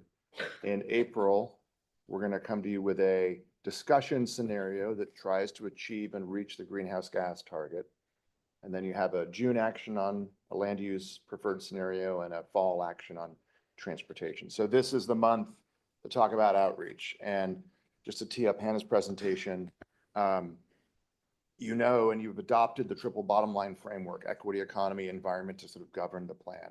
And we talked a lot about equity and community engagement and things like the EEI program, Engage, Empower, Implement. We tried in this outreach to hit a diversity of the region, both in terms of race, ethnicity, in terms of rural, urban, and you'll see how we were able to do with that. I think we've done better than we have done in the past, and we've had some, I think, learnings and techniques along the way. We've also tried more diverse methods. So we did a poll with Valley Vision. We've done focus groups, as Hannah will talk about. We did the big workshop. We did pop-up events, almost all of the entire region. So you're going to hear today a little bit of trying to synthesize all of that. And the way in which we've synthesized it is to really try to boil it down into themes and principles that we've heard. Obviously, you know all this from doing polls and talking to the public. There is not unanimity or agreement on everything, but we're trying to tease out. It may not be earth-shattering. This may be things that, yep, of course, this kind of makes sense. But anyway, staff's done a lot of work to try to boil down a diversity of input, diversity of methods of getting hearing from the public, and into these principles that we're really trying to then infuse into the blueprint and make sure as we go through really from that land use, housing, transportation perspective that we are we are paying attention to and pulling through these principles. So I hope that's a helpful tee up, and Hannah, take it away. Thank you, James. And hello, directors. My name is Hannah Chudin. I'm the outreach coordinator for the 2025 Blueprint. Like James mentioned, we've spent the past few months analyzing all the feedback we collected during our various outreach events for phase 1. And I'm here today to discuss the 7 key principles that have emerged from those findings. The purpose of the principles are to synthesize what we've learned through our outreach in a way that SACOG staff and members of the board can ensure that policies and implementation strategies we develop for the Blueprint consider the values and priorities of our regional members. Each principle is based upon the 6-county region's self-identified needs, challenges, and priorities as they relate to housing, transportation, sustainability. But before we get into the principles, let's revisit what we did for phase 1 of Blueprint Outreach. We kicked this off by partnering with Valley Vision to host the Built Environment Poll. We had a panel size of about 3,000 regional residents. This was scientifically administered. And we also hosted focus groups. There were 8 focus groups in total, 4 of which were in English and 4 of which were in Spanish. And we engaged 69 residents that represented demographics including age, race, income, and years lived in the region. And the focus groups were really successful and provided a lot of great qualitative data that helped us understand the nuance behind responses. And then we went to every single city and county in the region to host a pop-up workshop. This allowed us to connect with members of the public who may not typically participate in these types of engagement processes. And we also partnered with 12 CBOs that we gave mini grants to, and this was extremely successful. They helped us to get about half of our responses, which is 3,000 responses on the survey. And then the Blueprint workshop, and hopefully we can all agree that this wasn't just a successful event, but it was also pretty fun. We engaged with 300 elected officials, public agency staff, and community leaders from across the region. I'll now show a set of slides that contain the demographic information that we were able to collect. As you can see on the right, there is the county percentage surveyed, and then the county represented on the left is how many people are in the region. So you can see it's pretty even representation based on who we talk to and who are in those counties. Similar with gender comparisons, it was pretty even across the board between the genders. Similar with age comparison, I do like that our 35 and under group are active and participating. And our race comparisons, we still have some more work to do, but I think this is good for what it is right now, and we'll keep trying to build that up. And then income, really good representation here. So as we go through the presentation, I would like you to keep these questions in mind. If you've attended any of our events or workshops, what did you think of them? Did any of the input resonate with you? Or did any of the input surprise you? So as I go through these principles, please keep those in mind. So throughout each engagement effort, we ask participants to think long-term about their values and priorities for the future and the future well-being of the future generations in the region. After months of analyzing the feedback, 7 key principles have emerged and will help inform board discussions and will guide policies and strategies in the 2025 Blueprint consistent with the triple bottom line framework. With that, let's jump into principles. Starting with principle 1, ensure access to housing, transportation, and economic opportunities for all residents. This means that we want to provide an inclusive engagement process that reflects all residents and ensures that residents have affordable housing options and transportation choices. This showed up in our SACOG survey, where we asked the regions how the region's long-range plan should help reduce racial disparities in both transportation and housing, and we provided 3 options: ensuring that everybody has a voice in the planning process, reducing car crashes in high collision areas, and increasing housing options in high opportunity areas. As you can see, the pink bars show that this was overwhelmingly agreed across respondents. In the Blueprint workshop, if you all remember the headlines activities where we asked respondents to create a headline that they would like to read in the future. And this is supposed to represent what they care about and what they value and what they want to see in the future. And as you can see, the Sacramento region closes the gap on economic, racial disparities on housing and inclusive workforce. And Traffic No More, Sacramento region leads the nation in mode shift by creating accessible, safe, and equitable active transportation that supports vibrant neighborhoods and economic growth. For our second principle, it is providing housing options for all incomes and life stages. And by this, we mean recognize and address the variety of needs and preferences across various stages of life, ensuring that housing options are accessible and affordable for everyone in the region. This showed up in the built environment poll, where we asked respondents how important it is to you that the following people are able to live in your neighborhood. And we asked across the demographics, so younger adults, seniors, healthcare workers, and service industry workers. And as you can see, there was strong support for providing these folks affordable housing options. In the focus groups, there was a strong consensus among participants that they emphasized the importance of creating affordable and diverse housing options in the region to meet the needs of all residents. And this includes affordable housing, senior housing, and housing for workers to live in the communities where they work. In the built environment poll, we saw that about 74% of respondents indicated that their neighborhood will be less affordable in the next 5 years. And over 78% of respondents think it'll be more difficult for first-time home buyers to buy an affordable house in their neighborhood in the next 5 years. And in the survey, we asked what's the biggest challenges your community is facing? And as you can see, affordable housing is the top concern. Housing is very much top of mind for our residents, and this data is just a sampling of the feedback we collected that speaks to Principle 2, provide housing options for all incomes and life stages. Takes us to Principle 3, reinvest in existing communities to make better use of existing buildings in vacant or underutilized lands. And by this, we really mean reducing the need for new construction through adaptive reuse of underutilized buildings with vacant lots in existing communities to revitalize neighborhood, increase housing supply, and create lively and dynamic environments. This showed up in the built environment poll when we asked participants to think about the future of their neighborhood and choose a statement they most agree with.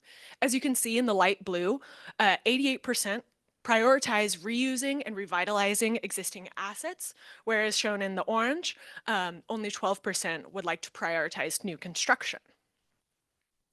In the focus groups, there was a strong consensus among participants that mixed-use development and repurposing old buildings is the way of the future.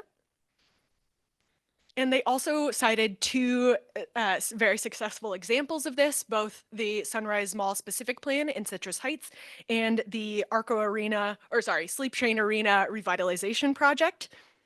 And they also would like to see something similar happen to some of the underutilized buildings in downtown Sacramento. This feedback really speaks to the value that residents see in Principle 3, reinvest in existing communities to make better use of existing buildings and vacant or underutilized land. Taking us to Principle 4, walkable neighborhoods and convenient communities. Support development that features a mix of land uses, a variety of housing options, short trips with convenient access to essential amenities and services. This showed up in our SACOG-led survey. As you can see in the pink bars, we wanted to know what you like most about the community you live in. And there was strong support for being able to walk to stores and recreation or other places easily, being able to walk and bike easily being able to access highways and public transportation, and it's close to where you work and it's affordable.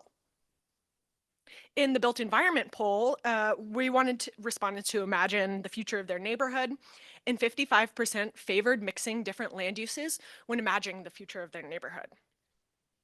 Respondents are looking for amenities and services to be built closer together so that even if you are planning to drive to get there, you're driving shorter distances. So you're still lowering vehicle miles traveled.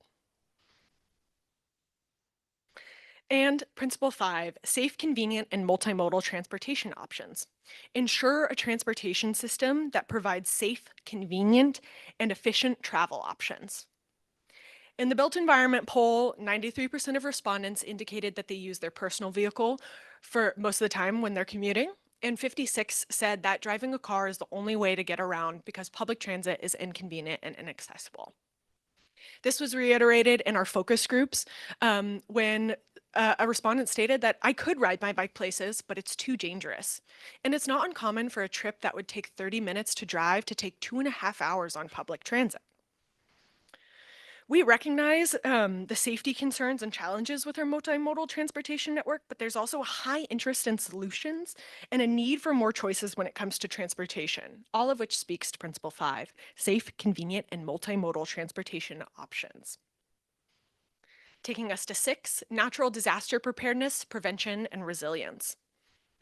By this, we mean ensure that communities throughout the region can minimize the risk and impact of natural disasters, thereby safeguarding lives, property, and the overall well-being of residents. In the focus groups, when they suggested that when we're thinking about designing new communities, that we need to have at least 2 ways out of a community.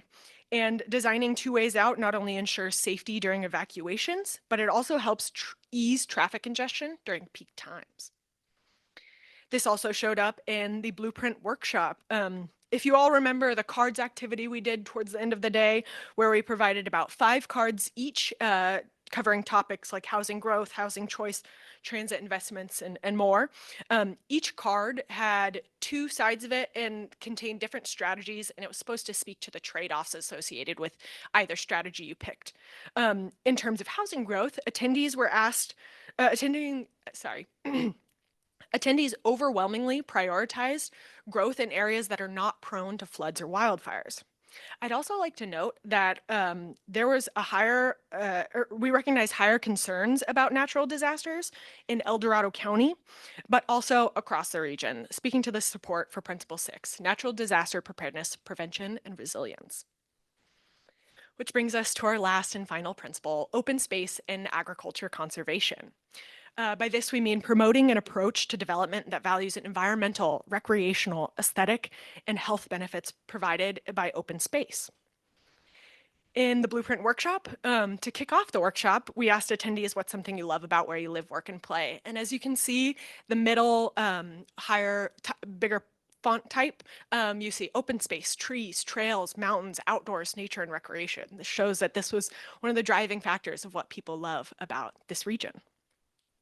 And then in the built environment poll, participants selected losing open space as their top concern when thinking about continued growth in the region. So I say all that to get back to, these results do not mean that everyone in the region thinks and wants the same thing. They don't. What it does mean, though, is that across our outreach efforts, these themes came up again and again, and they shouldn't be ignored. It means that these people think these things are important, maybe for themselves, maybe for others in their community. So we should consider how the blueprint honors these themes. It's also important to note that we don't interpret these themes to mean that every new home built needs to be an apartment complex or that no farmland should be converted. But these principles are values or ideas that should help guide our actions moving forward. So now, before I hand it over to Zach to go through a bit of the blueprint timeline, I'd like to bring these questions back and ask for any feedback you have. Yeah, the input I'm sorry, Mr. Chairman. Did I jump in front of somebody like Paul Joyner? I mean, this impact resonates. I think what I'm interested in knowing is, and it's always a challenge when you're doing polling, is understanding the respondents' level of understanding of how these are already met. I think of Yolo County and how long, over 30 years, that they've been working on a habitat conservation plan, right? There's a lot of respect for farmland in Yolo County. Certainly in Placer County, they've worked for 25 years and approved a Placer County conservation plan. So I just wonder how, the level of understanding and then, wants are wonderful. But are there actions? Did the poll ascertain in its demographics if the respondents were actually living in the environments they desire, or it's just nice to have, right? It was something to be aspirational towards, but it's not something that their ethic, their daily lives, that they're living in their daily lives. So you would like to know if we asked a question to ascertain whether or not they're living in the communities where they are saying they would like to live? Did I get that right? Perfect. Yes. So in the built environment poll, I am blanking to see if we have the question, but I know in the SACOG-led survey, which there was a lot of crossover between the outreach efforts that we did and the questions that we asked, so that we could interpret which outreach effort provided better feedback or not. And so in the SACOG-led survey, we absolutely did ask, what type of home are you living in? What type of, is it a small town? Is it a city, a rural area, et cetera? And then were able to compare that with then what their preferences are for moving forward. So Director Haddishelt, sorry if I could just, one of the many things I think that was really interesting, remember there's focus groups, there was the surveys. I mean, certainly this is, and I don't know if this is scientific or not, but I would say the emphasis on housing and housing affordability and being able to buy a home was big. And so there was both a sort of a real affinity and a love for where they live in this region. And I know you've seen the GSEC poll, and the brand stuff has been rolled out to all of you on the GSEC board yet, but there's some really interesting stuff coming out of GSEC, which also, by the way, says access to open spaces in the outdoors, really important among people who live here, but a real fear of, can my kids and my grandkids afford to stay here in the future? Interesting. So I don't know that we've completely answered your question, but I do think there's definitely picked up a very strong, there's things that people love about being here. Love about their communities, they love about their neighborhoods, but whether or not they're in the place they want to be in, a fear that housing cost and housing affordability and lack of ability to be a first-time home buyer it dominates, to me, it seemed like, qualitatively. Yeah, and I don't know how you get to that. I mean, that's been something for decades people have been trying to get to. I'll only make the analogy that right now, if you're growing wine grapes, you're hating life because the price the oversupply and the price. Same thing with walnuts. So if you're not going to create, that supply and demand, that oversupply that drives housing affordability down, right? If you're not going to educate those who would not want a mixed-use community, then you're just gonna, what's the definition of insanity? Dr. Bramscott?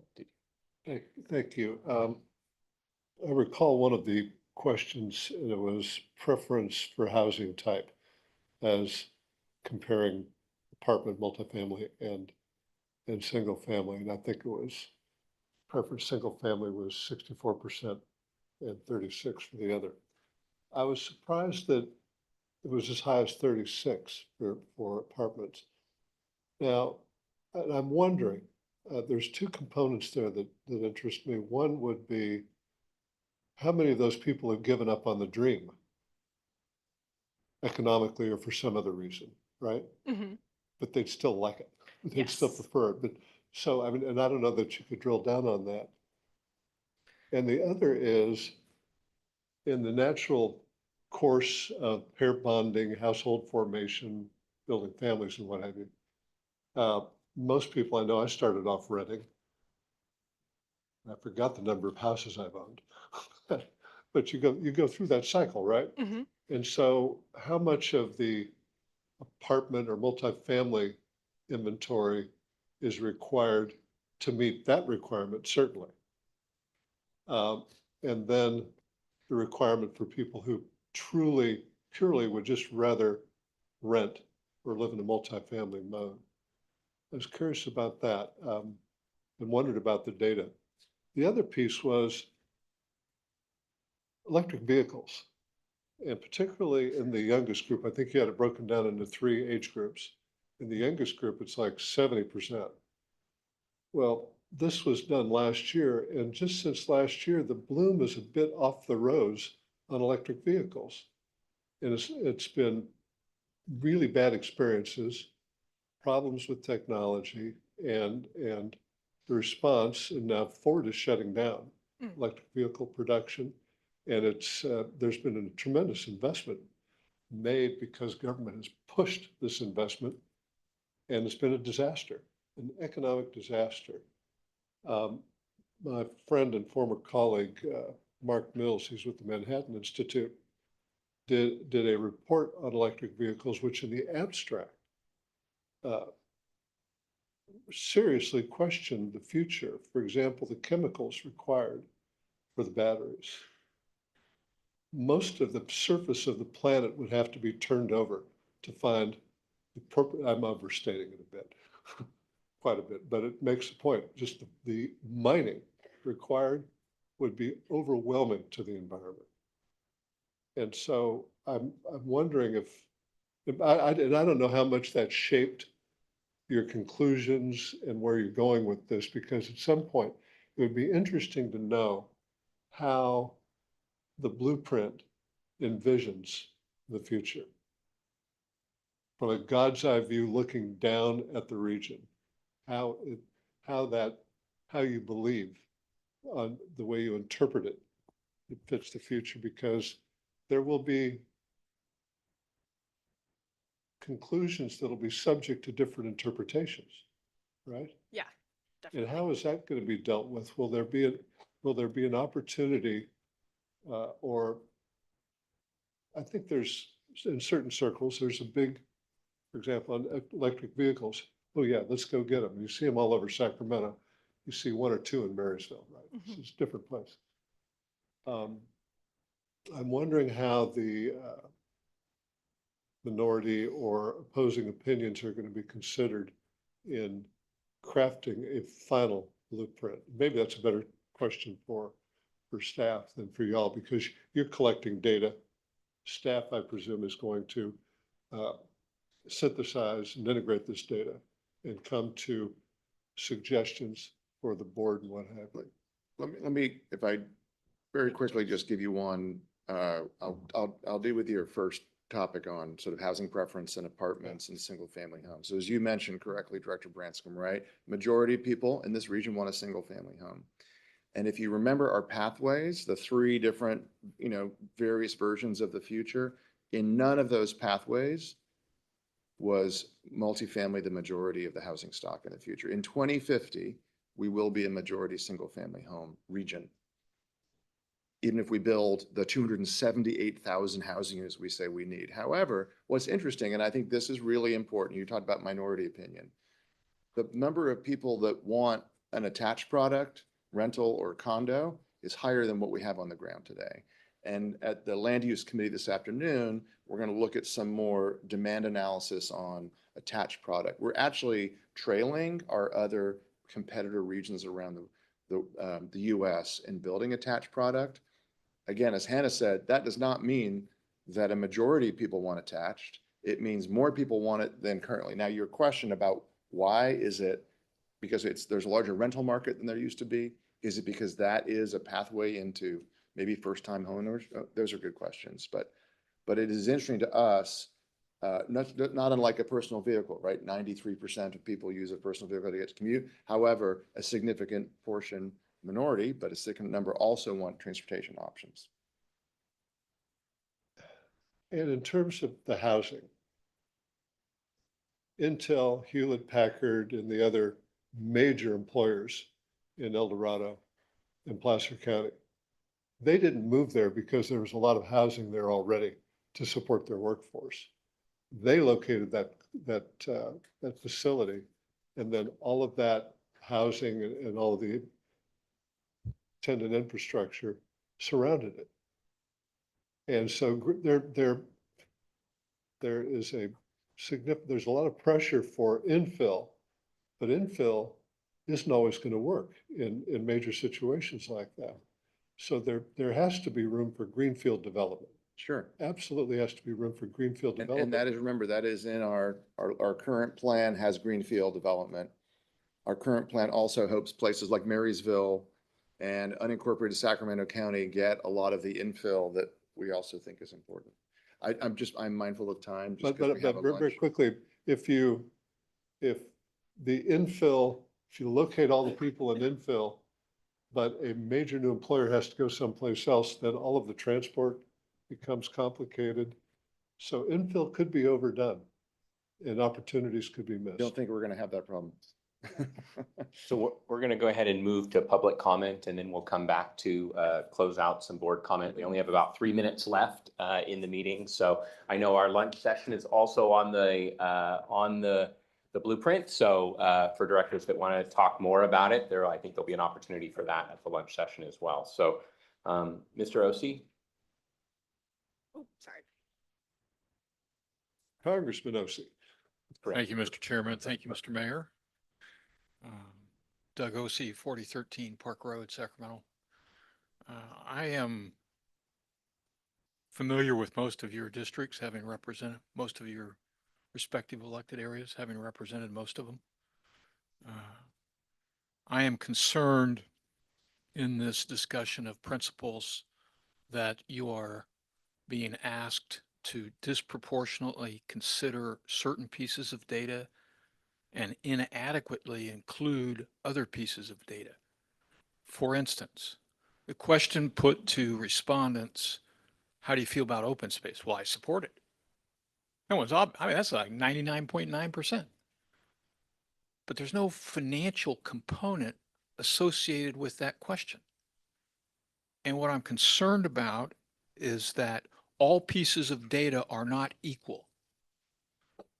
If you look at developing communities, which is my business, all pieces of data are not equal. The number one piece of data is, can a buyer afford a house?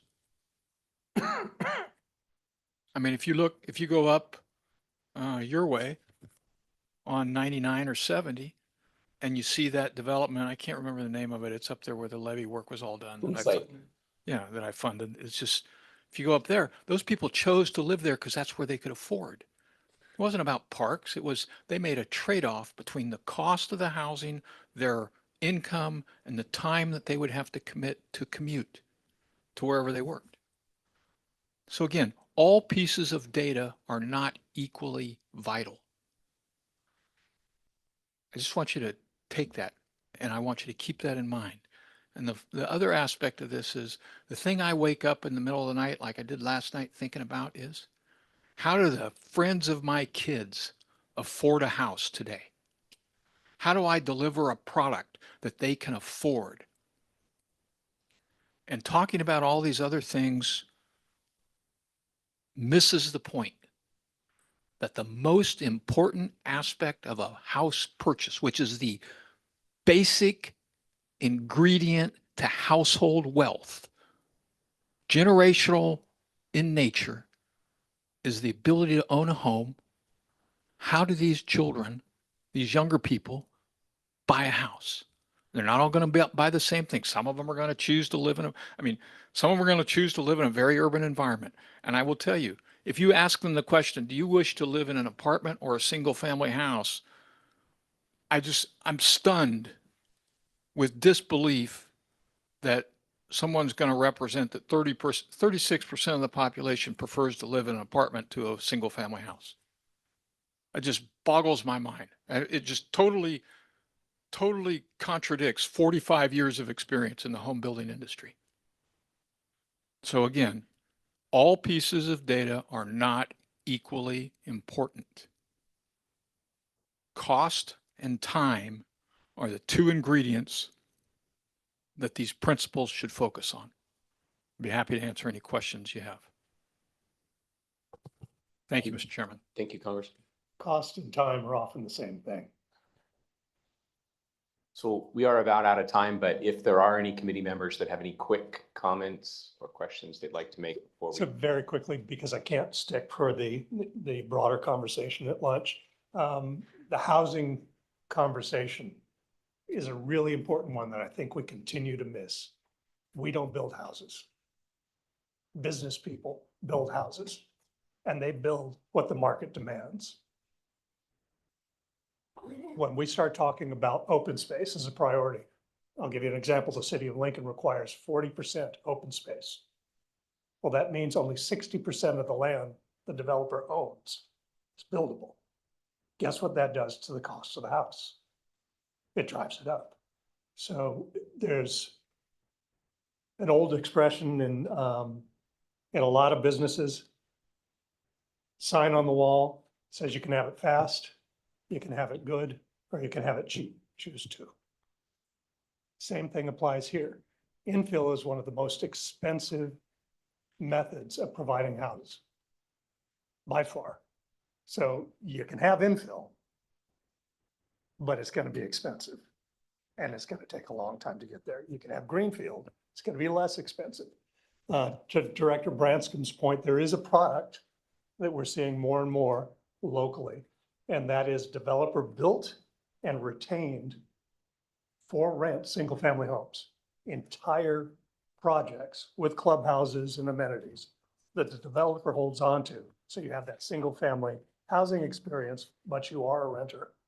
Director Joyner, I just absolutely, we don't build housing. You don't build housing, right? But I do, you, actually. and well, you do personally, but cities and counties, right? So the question is really, what are the policies that we can, where do we want to go? What's our vision for the future? And how can you all, and we as policymakers, make sure we knock down the barriers and we get those things to happen? I will tell you this, in terms of permits, you're absolutely right. Infill is difficult, right? But that's why we have the Green Means Go program. We have a record number in the last decade of attached housing permits pulled in 2022. That's good news. There's also large lot being pulled. There's also greenfield being pulled. But so this is a nuanced conversation. It's not binary. We're not asking you to choose between attached and single family. We're not asking you to choose between infill and greenfield, right? As Director Sander often says, people confuse the 2004 regional blueprint nationally as some big urban growth boundary. It wasn't. It was harder than that. It was a strategy around having a balanced portfolio of housing product, where we build greenfield, existing footprint, and urban. And that is a harder, that's a harder strategy to implement, but it's really important. So I'll leave it there. Thanks. Okay, so with that, I think we're out of time. Any quick comments from staff? Thank you. Other than I think what we didn't get to in your packet is just the schedule. So part of what we know from, there you go. You have this printed out. We've got Director Villegas here, who's going to join us for the lunch. We know you asked us several things we'll cover in the lunch in February. One was a clearer sense of the schedule for the blueprint, a clearer sense of exactly the decision points that are coming, and you have many of those in the next 12 months. So anyway, take a look at that schedule. And then if you have to leave, the other thing that we were asked to provide you is citations in statute where if we don't have a plan that meets the greenhouse gas reduction target, we are at risk of losing transportation funding at the state level. So again, take that if you can't stay. You asked us to give you the citations. Some's in statute, some are in funding guidelines, but it's in there. So again, the discussion continues. We'll do the lunch in Luter, and then we'll come back at the full board as well. Thanks. Thank you, James. Adjourned. Good job.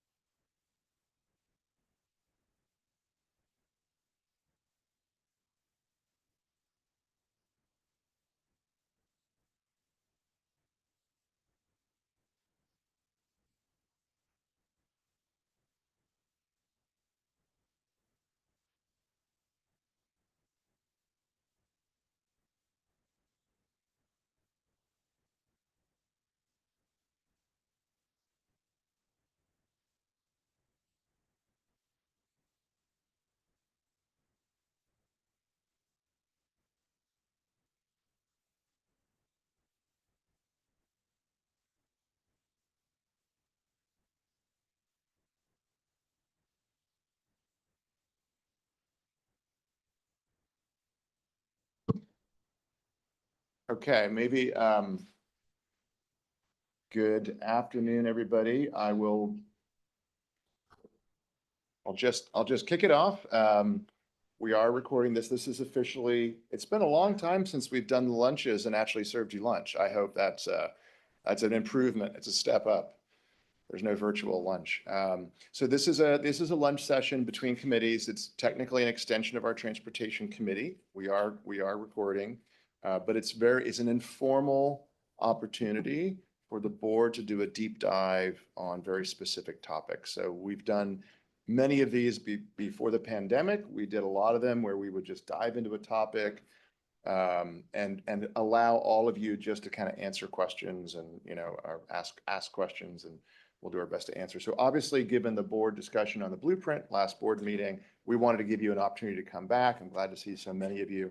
And I'm going to hand it over to the staff here. We're going to start by trying to actually address a number of the questions that were raised at the February board meeting. So we've done our best to capture all those. There were a number of questions you all had.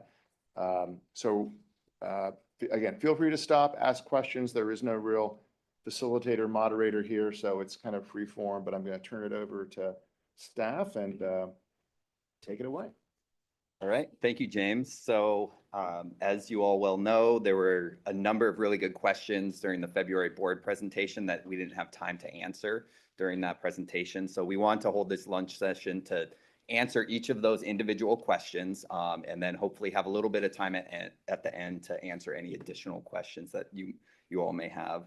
So as James mentioned, want it to be somewhat informal, so feel free to interrupt throughout this process, ask additional questions, clarifying questions, etc. So just jump right into the presentation. So I'll lead with what we heard, and these are the actual questions as we heard them in those board presentations.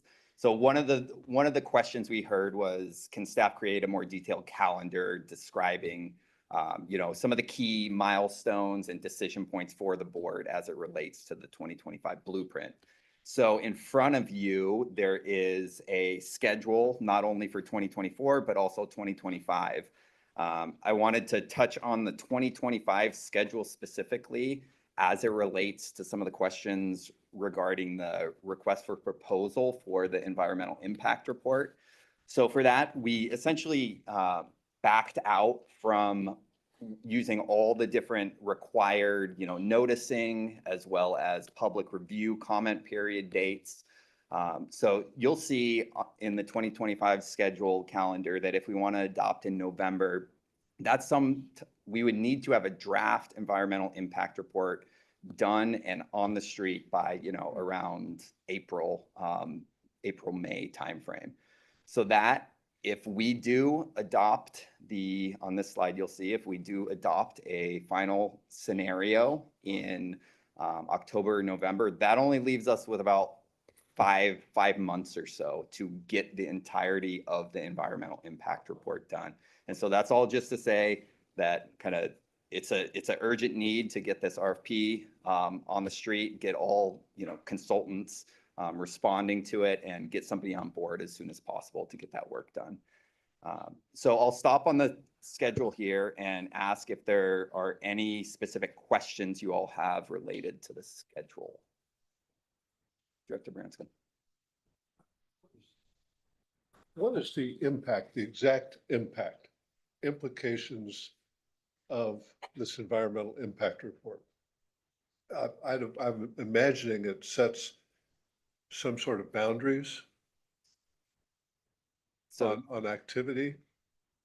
Yeah, so we would develop what's called a project description. And so that's the entirety of the blueprint project per se. And then the 20 or so environmental resource areas would need to be examined in this environmental impact report. So, like utilities, transportation, noise, just the whole suite of different environmental factors under the California Environmental Quality Act. So those are required resource areas that need to be addressed. And then following that, it's a disclosure of what environmental impacts the plan would have if implemented. Well, I'd imagine that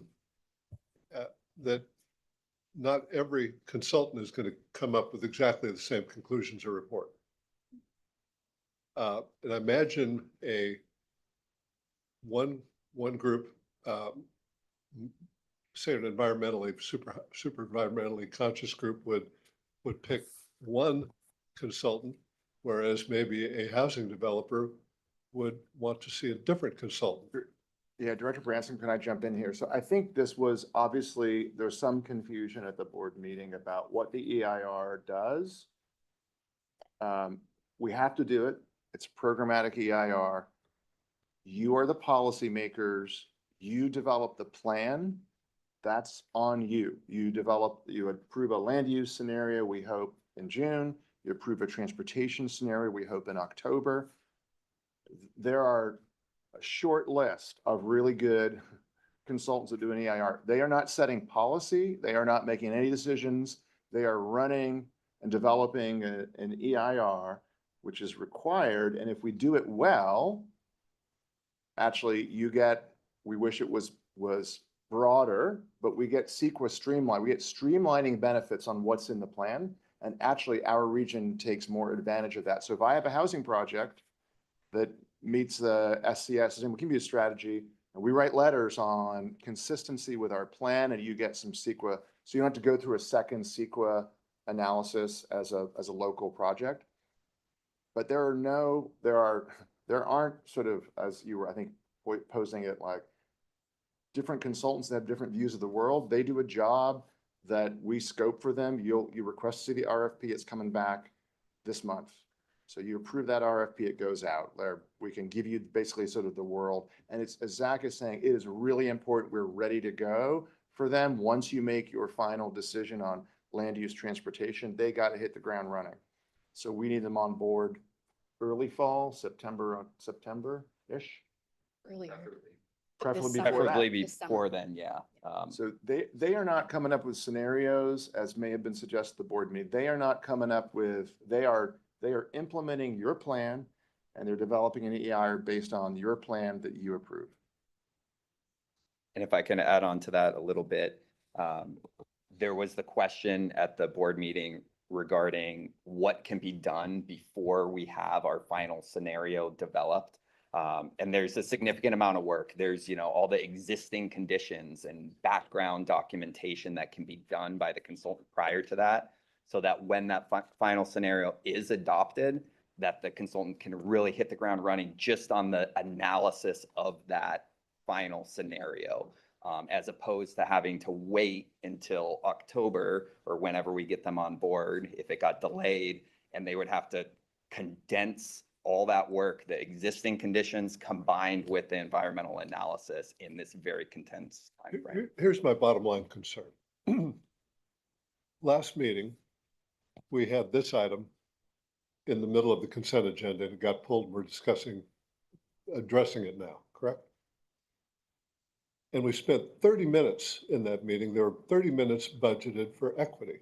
And equity, I'm not discounting it, but 30 minutes, it made a point to me.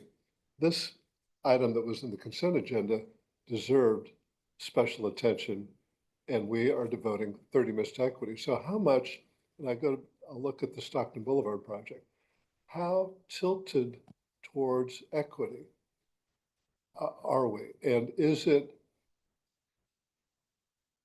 of the most benefit to the entire region? And again, someone questions equity, they could be accused of a lot of things, and I'm not one of them. I'm thinking about the optimal decision, crossing all the curves at the peak. Crossing all the curves, and I'm worried that certain curves are being overemphasized in reaching recommendations at the staff level coming to the board, and then the board votes on them. I don't want to get too much on a tangent on this. I would say this board has made a absolute commitment to equity. You've done a tremendous amount of work on equity. You have a race equity inclusion working group. And that was the refresher, which actually the working group had asked to come to the full board. I understand everyone's concern and wanting to engage in the blueprint. The EIR, I mean, you decide, I mean, that went through our policy committee. They said thumbs up, looks good. So that's why it was on the, you can pull anything from the consent calendar, you know that, right? So we typically have a long agenda. Anybody can pull anything from consent. Typically, our practice is if there was no dissent in committee, it goes on to consent at the board. You can pull it off. But I want to emphasize again, I think the things that you care about, as you should, in the blueprint, are not actually the EIR. The EIR is like, if you do a general plan, you do an EIR. It's the same thing. We have to do an EIR on the blueprint because it's a discretionary action under CEQA that this board has to take. And it's important that we get that EIR, the consultant on board and ready to go, or else you will be up against the wall in 2025. I just want to be clear. If we're not careful, we're going to run out of time on the EIR and you will not enjoy that. We won't like that. So we need to get that consultant. Questions, I think, which is what we wanted to dive into at the lunch here, and then again at the land use committee, and then again in April, are really the questions about the plan, right? That's what you want to dive into, is understanding the plan, the growth dynamics, the infrastructure, the constraints on that plan. And so let's, happy to, like, I think we should dive into that and focus on that. Yeah, I don't want to, so, okay.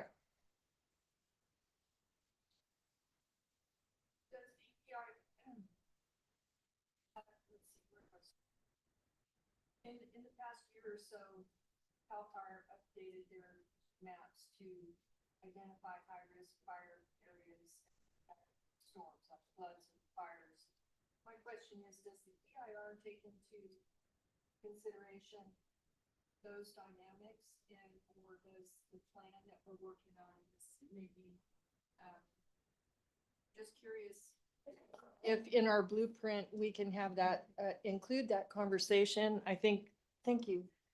The reason I say that is there are some communities that may not be in line for roads or development or progress based on their population, but based on their population and the new dynamic that has taken place environmentally with a high risk of fire, there are areas of Sacramento County, southeast Sac County to be exact, that are high risk and have a potential for catastrophic event. And so I wonder if, I just wanted to throw it out so it could be part of the conversation. I don't know if it's in the blueprint or a consideration. Yeah, so that's a specific topic area that would be required to be addressed under the California Environmental Quality Act or the EIR that we're performing. And not only is it its own specific element, there's also other elements of the EIR that would address that in, say, the transportation section where it's, adequate emergency access is provided, stuff of that sort. So it's addressed not only in its own section, but also in additional sections. Okay. Yeah, not to. Can I, sorry, Oh, can I no, add to no, that? 'Cause absolutely. I You're probably want to, gonna I want to answer my clarify. question. Okay, I want to clarify one thing. So the plan is your policy document. The discussions, the decisions that you are making over the course of the next several months and year, you are deciding the policies. How do you want to plan for these communities in those conditions? How do you want to invest your funding? What programs do you want to support them over the life of this plan? The EIR is analyzing the impacts of your plan on these different environmental areas. If there are impacts, then there have to be mitigations proposed, but that's not the policy document, right? Okay. The policy is the blueprint. And that's really where the meat of it, of the work is for this And body. in a sense, you could say there are little fixes that are not major roads that like realign a road to a 4-way stop Yeah. sign that could be in like an infill. I mean, Yeah, different- it could Director be a- Frost, you actually, in the land use committee, you're going to hear our outreach report and disaster preparedness, 2 ways out of communities, flood and fire is all the way up, as Director Branscombe heard earlier this morning, right? So that has risen. So our point in that is, how do you in a policy document, your plan, address that? And PS, our El Dorado County meeting and board meeting in September will be up in El Dorado County. We're talking exactly that. Yeah, evacuation, preparedness. So, thank you about Grant Line Road. Yeah. Appreciate, yeah. much Yep. appreciated. Quick question. So in terms of the modelings, James made an earlier comment, we were talking in private about having all our individual plans or asks within our jurisdictions to meet the requirements, GHG requirements. Does our staff have the model that they can use for our respective jurisdictions so we can do those things and be consistent? So are you specifically referring to our travel demand model? Travel demand or whatever model, other models you guys use when you're analyzing. So I'm envisioning, everybody's doing their own sub-analysis, Yeah. right? Theoretically, it would roll up and, right, be good if we were all good. So the model that we use to analyze all of the land use pattern and transportation investments, that model is provided for free to every jurisdiction. It's an incredibly complicated model, so you're not going to have a lot of staff using it. Right. But that is the model that all of the, when you go out and get a consultant, typically, if you might contract with Fair and Peers or anybody else, they would use our travel demand model in that analysis of your project. Of course, they're going to have to make some changes, right? Because our model is time bound, say by 2035 or by 2040, you want to analyze a project at build out, and that build out may not happen till 2060 or 75, right? So you would analyze that, and you might make some tweaks to the land use assumptions to analyze the entirety of a project, but it's the same travel model, and they'll consult with our staff very frequently on interpretations or ask us for some support, either technical support or interpretation support on it. But it's absolutely available to all of your staff. No, that's good to know. And I would say, I'm envisioning like we all do our own analysis, and so that if we can come to an agreement, it would all roll up and be at least close, right? It would be the same timeline as you for the sake of this blueprint, is what I'm saying.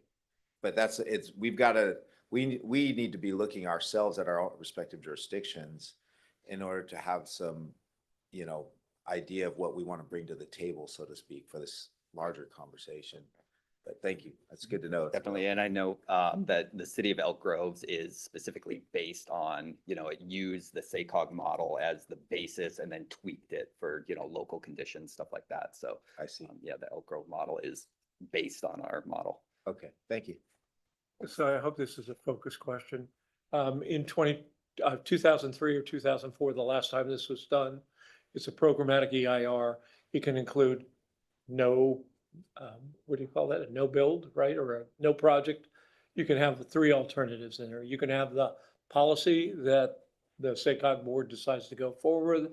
You can have a more enhanced, you could have a no project alternative. That's what an EIR would evaluate. And I assume, to Mr. Soon's comment, you would harvest where appropriate, already existing information about the various elements of a general plan that you have to analyze as part of this. Again, so we do an EIR on every long-range plan. This is not unusual. You do it every time. You did it in 2020, you did it in 2016, you did it in 2012, 2000. We do it every single time. So it is important, but my sense is what you're asking and the anxiety maybe in the region is focused on the policy pieces of the plan. And that's also where some of your solutions and some of your, hey, can we do something on preparedness? Does my community show up here? How do we have not a one size fits all? Where's micro transit fit? What's the balance of infill? It's the policy document. And I'm not trying to downplay the EIR. It's super important, but it's not unusual. And it's really important we just have that team in place, and so they're ready to go. All right, the next question we heard back in February. Yes, so you can see it up here on the screen. Can staff cite the locations and statutes and or funding guidelines that require the region to achieve the greenhouse gas reduction target in order to be eligible for funding? So you all have that handout in front of you. I think in the interest of time, so we compiled all of those different sources. So in the front, you'll see that in this document we put together, there's the citations and statute or funding guidelines requiring an SCS to remain eligible. So the funding risk and statute is at the front of the document, and then Near the back of the document is in the funding guidelines, so it's kind of broken up in that manner. So if you do have any questions after you have a chance to review, please reach out or ask them here today. But if you don't have any questions yet, in the interest of time, I'd like to maybe move on to the next question. Yeah. Just want to double check that this is available online so we can click the hyperlinks We can provide that. We can provide an online or, resource. or to by you. email or Yeah, however. yep, we Okay, can provide thank it. you. I think when that, The whole board. will do yeah, let's get the whole board. Yeah. We'll get it out to you. Yep. Okay, seeing no additional questions. So I think I'll pass it along to my colleagues here to handle this. Thanks, Zach. So yeah, a question came up in February about the growth projections for the plan and where that came from and is it being responsive or tracking what's going on most recently. So this is one of the first actions you took on the plan. It has been a while, but it's really a foundational piece. And what the growth projections saw for this region, right? It's a projection where we see growth outpacing the state, outpacing the nation, and also outpacing the state's own projection for our region, right? A key part of that work was an expert panel of economists from around the state, as well as people within the state, to look at the reasonableness of that projection. And they noted this is an achievable projection, but it's also ambitious.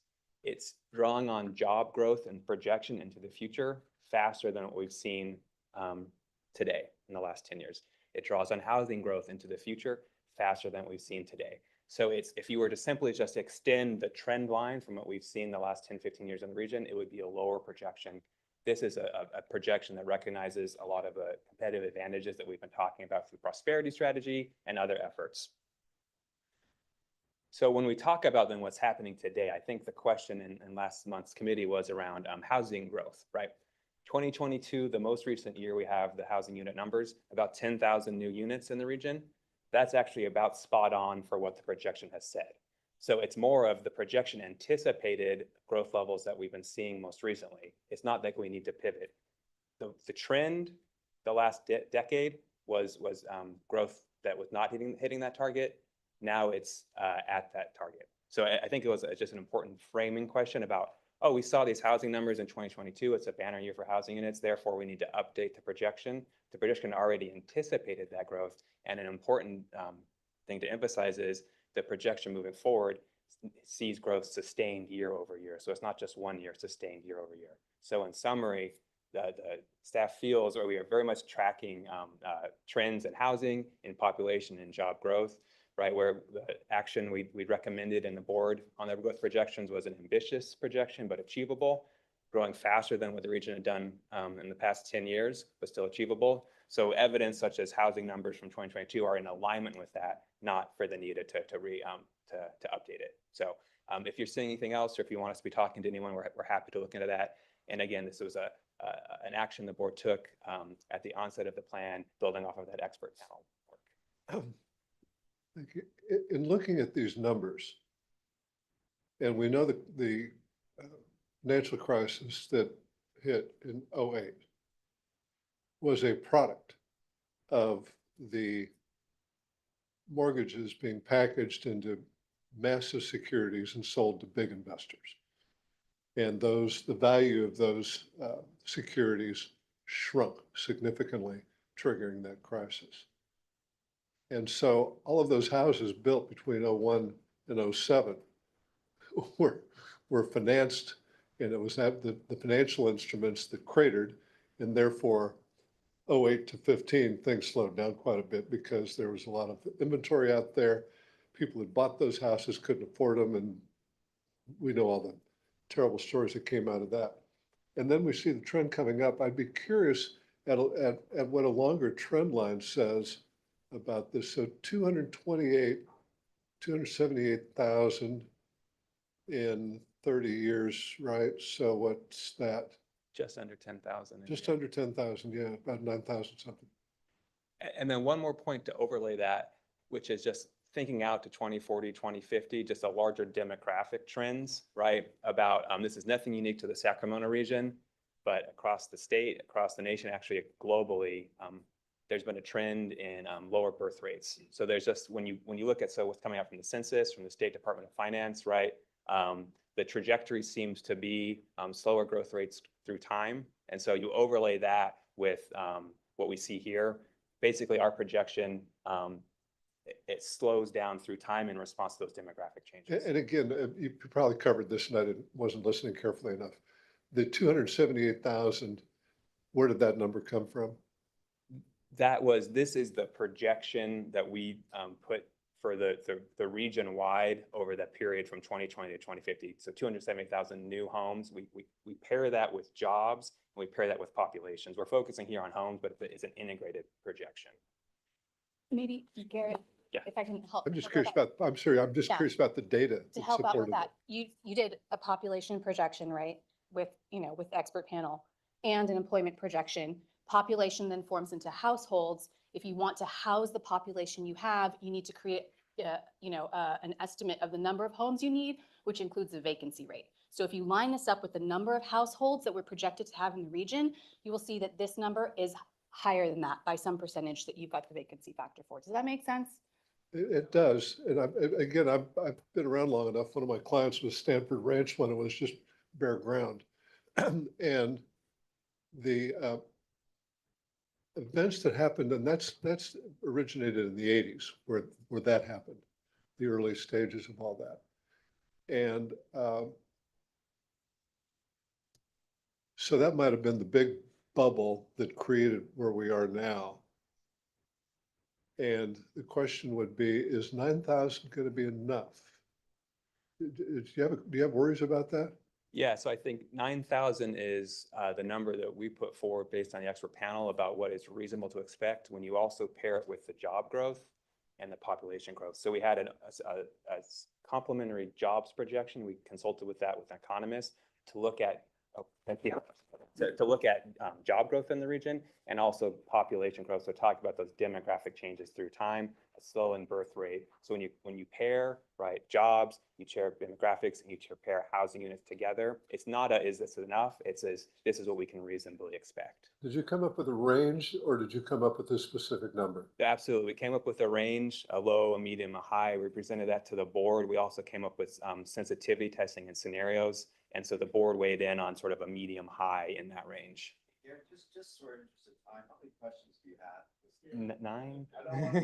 Yeah, there's 9 total, and this is the third. We also have documentation available on our website that walks through kind of the technical approach and the expert review panel. We can share that again with you if you want to examine some of the more detailed technical approach to this and the underlying data. We can share that. It's already on our website. We're happy to send a link to. Totally. Yeah.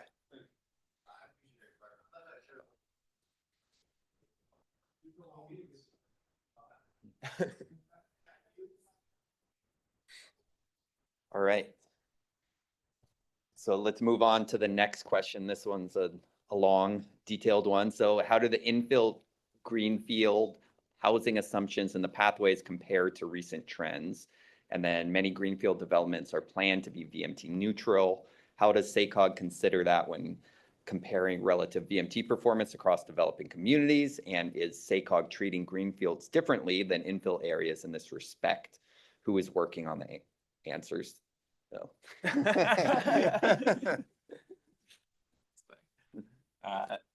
So there's a few different ways to answer that first question around the infill greenfield splits. One of the simplest that we typically do is just to kind of divide the region up into infill areas and greenfield areas. And we do that with our community types. Probably everyone here is very familiar with these at this point, but they're shown here. And we actually have a pretty expansive definition of infill.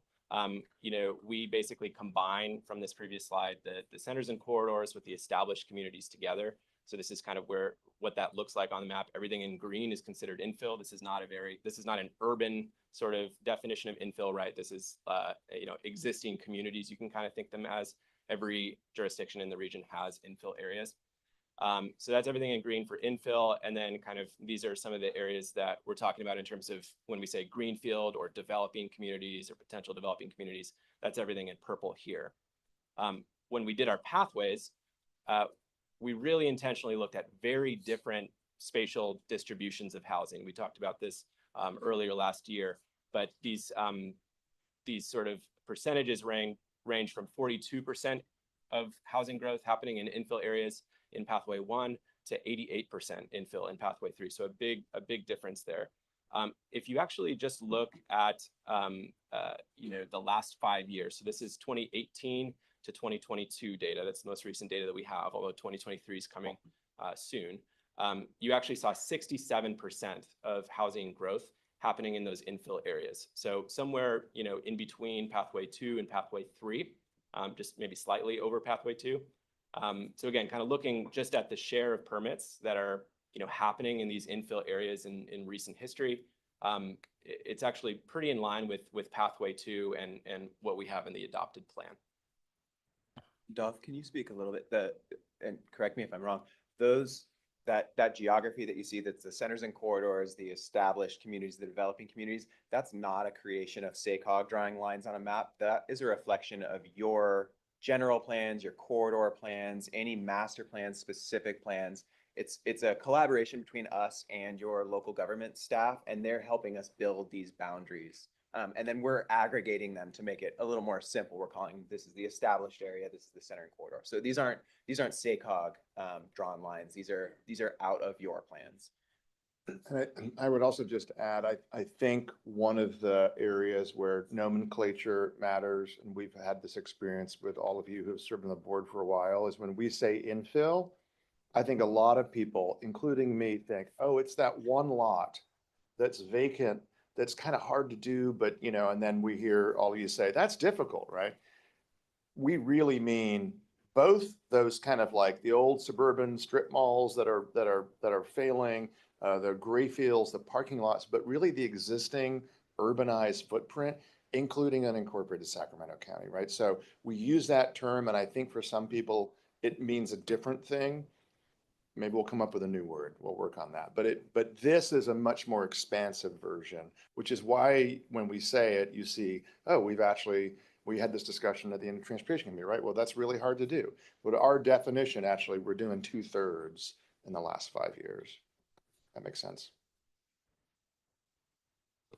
So maybe I'll jump to that second question. Maybe I'll just go back just to read it out loud.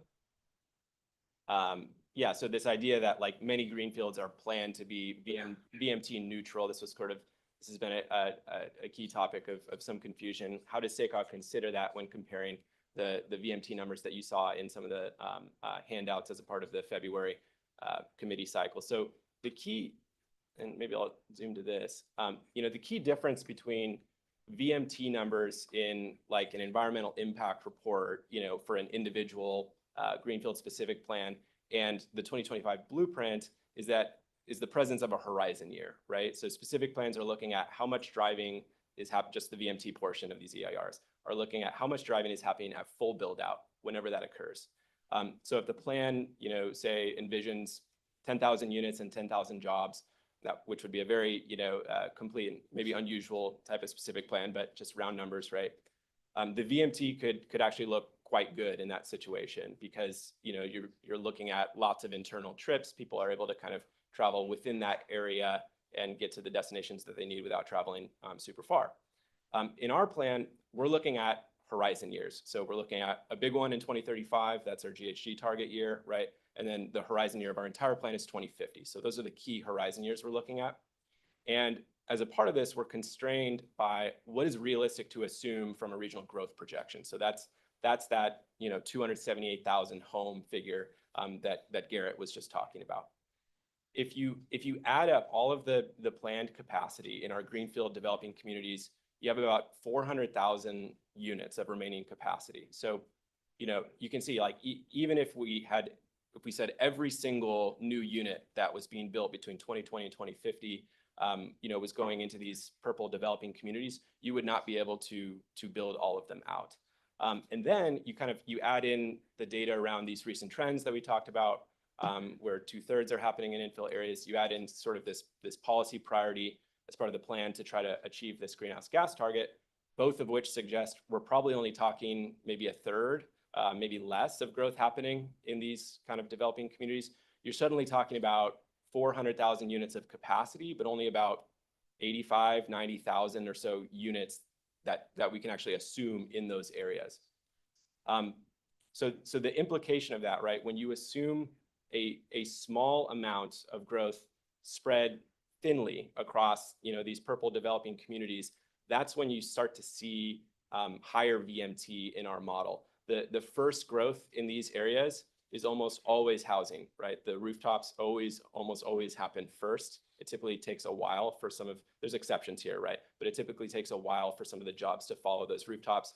In many cases, we see ratios of like 5 housing units for every job in some of these early stages.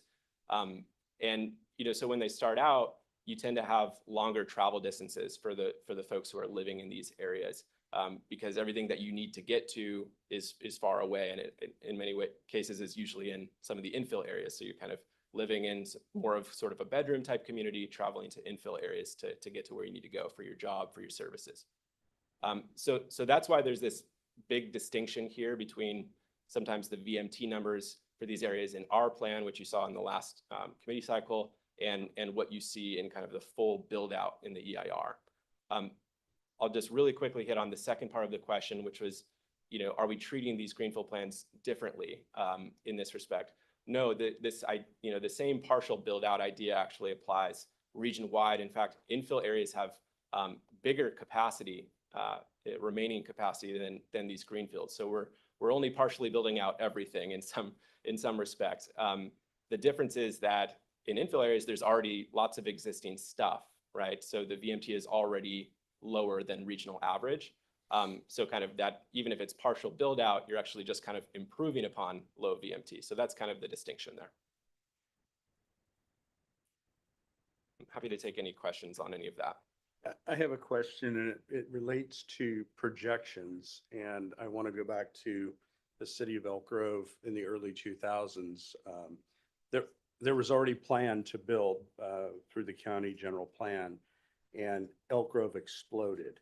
So when we look at that map and we see partial build, or we're assuming partial build out of most of that, or a lot of that map, how do we project that kind of growth? And you'll have to excuse my ignorance, because I was a citizen back then that lived in Elk Grove and totally did not expect the amount of growth in the time that it took. I love Elk Grove. Used to live there for a long time, but I love Galt better. So how do we do that? Again, it took me by surprise at the time. And I know there were many issues that went into that, including the mortgages and things like that. So how is that counted in there, and how do we account for it, I guess? So is the question just kind of just at a high level, how are we going about making assumptions in how much growth goes where, essentially? Or correct. And again, I recognize that we're projecting a certain amount of new homes over time, but those things, first of all, wasn't it an anomaly that Elk Grove did what they did in terms of growth at the time? And if so, are we accounting for that? Galt, I will guarantee you, just by policy, won't grow very fast at all, probably 0.6% a year. But there are areas, and my concern is that if we don't account for that, or we don't acknowledge that, then places like small or slower growing communities will be kind of left behind. yeah, I mean, so you're hitting on like the key policy question in this plan, right? It's like how on the land use side, at least, right? There's of course the transportation side as well on the policy side, but how are we going to go about distributing those units and jobs? And so I don't want to take too much thunder away from our April presentation, because we're going to dig into that in much more detail next month. But the sort of very short answer is that we're trying to balance a whole suite of factors, right? We're trying to achieve a policy goal around our GHG target. We need to reflect realities, right? Things that are building right now, we absolutely need to reflect and do. So everything in a pipeline inventory that we feel very confident is going to get built is included in the growth assumptions. And then for all of the sort of uncertainty, the remaining sort of uncertain growth, we're trying to balance a set of policy goals, a set of regulatory conditions, a set of market trends. So, thinking through the Elk Grove example, right? market trends is a key factor that we're looking at. So like is there sort of a demonstrated high permitting activity? Places that are growing quickly right now, because this is a constrained plan that needs to be grounded in reality, we are sort of reflecting that high growth places are going to continue to grow quickly, right? And so we definitely ground truth that with your local staff to make sure that we are on the right track. We look at our recent permitting history as well to make sure that it's in line. I don't know if there's anything else that. Yeah, I think that covers it. I mean, we are annually tracking, so Dob's talking about permitting. That's how much permitting, how many housing units are being permitted every single year in every single jurisdiction. We're tracking that very closely. And in fact, there's coming up very closely, the annual progress reports on your RENA allocations. Those are due. And those are also a key insight into who's growing quickly. So we know Elk Grove has a pretty hot market for housing, right? That if there is planned development there, it kind of heats up and goes fast. Placer County is also one of the fastest growing, if not the fastest growing county in the state. And so we're watching kind of long-term 10-year trends and 5-year trends, and then looking at the last couple of years to understand where are the hot markets in the region, where if we are going to be seeing, spreading that 278,000, it is not purely let's put this in the lowest VMT area, because we're trying to meet multiple policy objectives, right?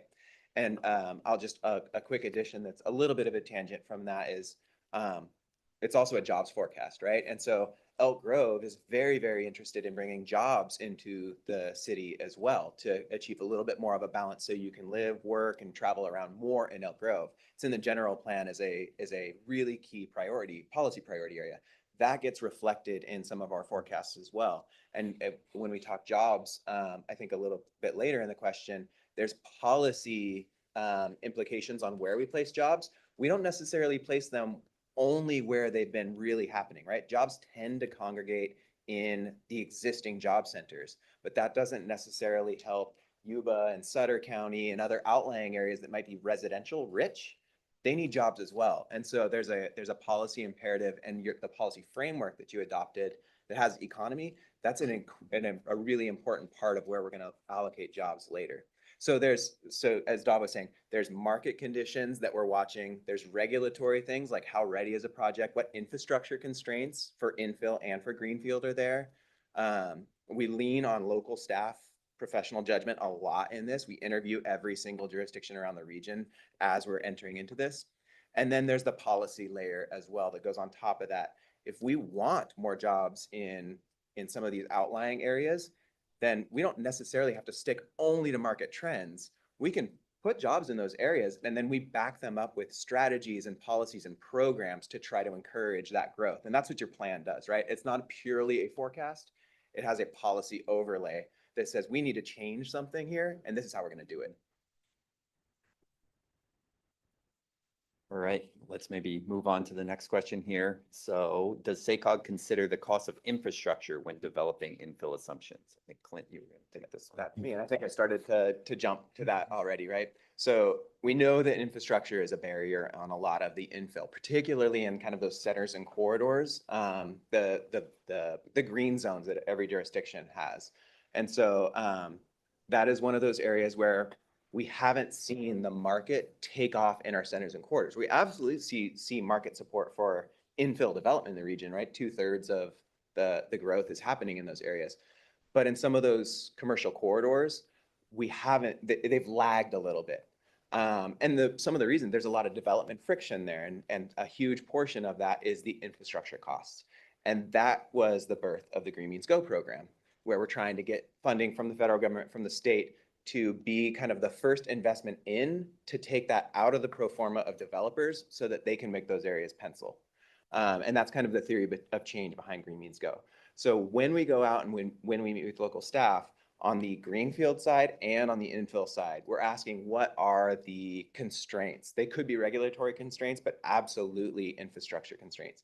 A challenge on the infill side that we have in a lot of the greenfield, the developing communities, as those are being planned, you're doing an infrastructure assessment. You know what's needed, right? And you have to do a cost because that gets built into everything.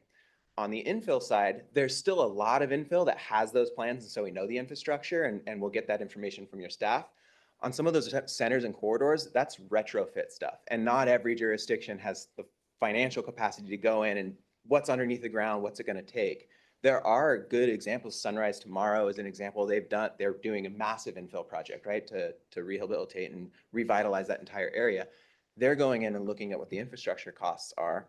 And then we have funded some of those infrastructure costs through Green Means Go to try to get that project moving. So we absolutely consider infrastructure. It's a little more challenging on some of the corridors of infill areas, the centers and corridors, just because that assessment hasn't been done. But that's in our work program for Green Means Go, is that we want to go and do a regional assessment of that. And I think that's valuable information for us when we're going to the state. If we can go with, here's the total price tag and here's what it's going to take, or the federal government, as well as it's really helpful information for local agencies if we can get some better sense of what's needed along, say, Folsom Boulevard has a lot of infrastructure constraints, but also it's along the light rail. It's a really great place to build transit-oriented development, but it's a huge challenge for, say, Rancho Cordova to get any development off the ground. So this is an area where there is an element of policy priority there to get these infill areas off the ground. We know infrastructure is a huge challenge, and so the board elected to adopt the Green Means Go program as a potential solution to it. Director Lozano, I'd also say, I'm sure you all know this with your experiences, we talk about Greenfield, right? We talk about new developing communities and what comes in the plan, and you can ground truth this, but while that may be there's a relative business model there, right, to spread the cost over all the future homes, it is not that it is like it's easy, right? So the cost of backbone infrastructure, I actually think even in this plan cycle, I certainly have been learning a lot more about what a hurdle that is and how difficult that is, right? So that isn't just the same for everybody. And so one of the things we haven't in the past, I think this is true, but correct me, but we might want to look at this cycle is to understand, okay, where is the infrastructure on Greenfield also really tough, right? Because again, it's not like there's a big boat of cash sitting out there, right? And I think for some of these developing communities, it is easier than others, just to put it simply. And for others, it's really a major constraint, depending on where you are. Okay. All right, interest of time, let's move along. How does this plan balance the need for new and affordable housing against reducing greenhouse gas emissions, with most of the affordable housing units being built on the outer edge of the region?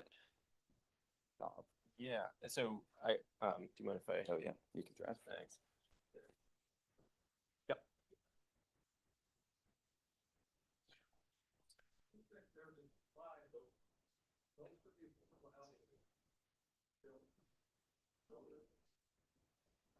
This was a question.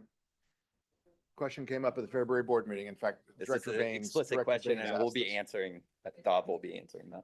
Yeah, that's a Good. maybe we Great should start with that. lead-in. Yeah. So yeah, this was a direct question that we received. So this isn't a staff question.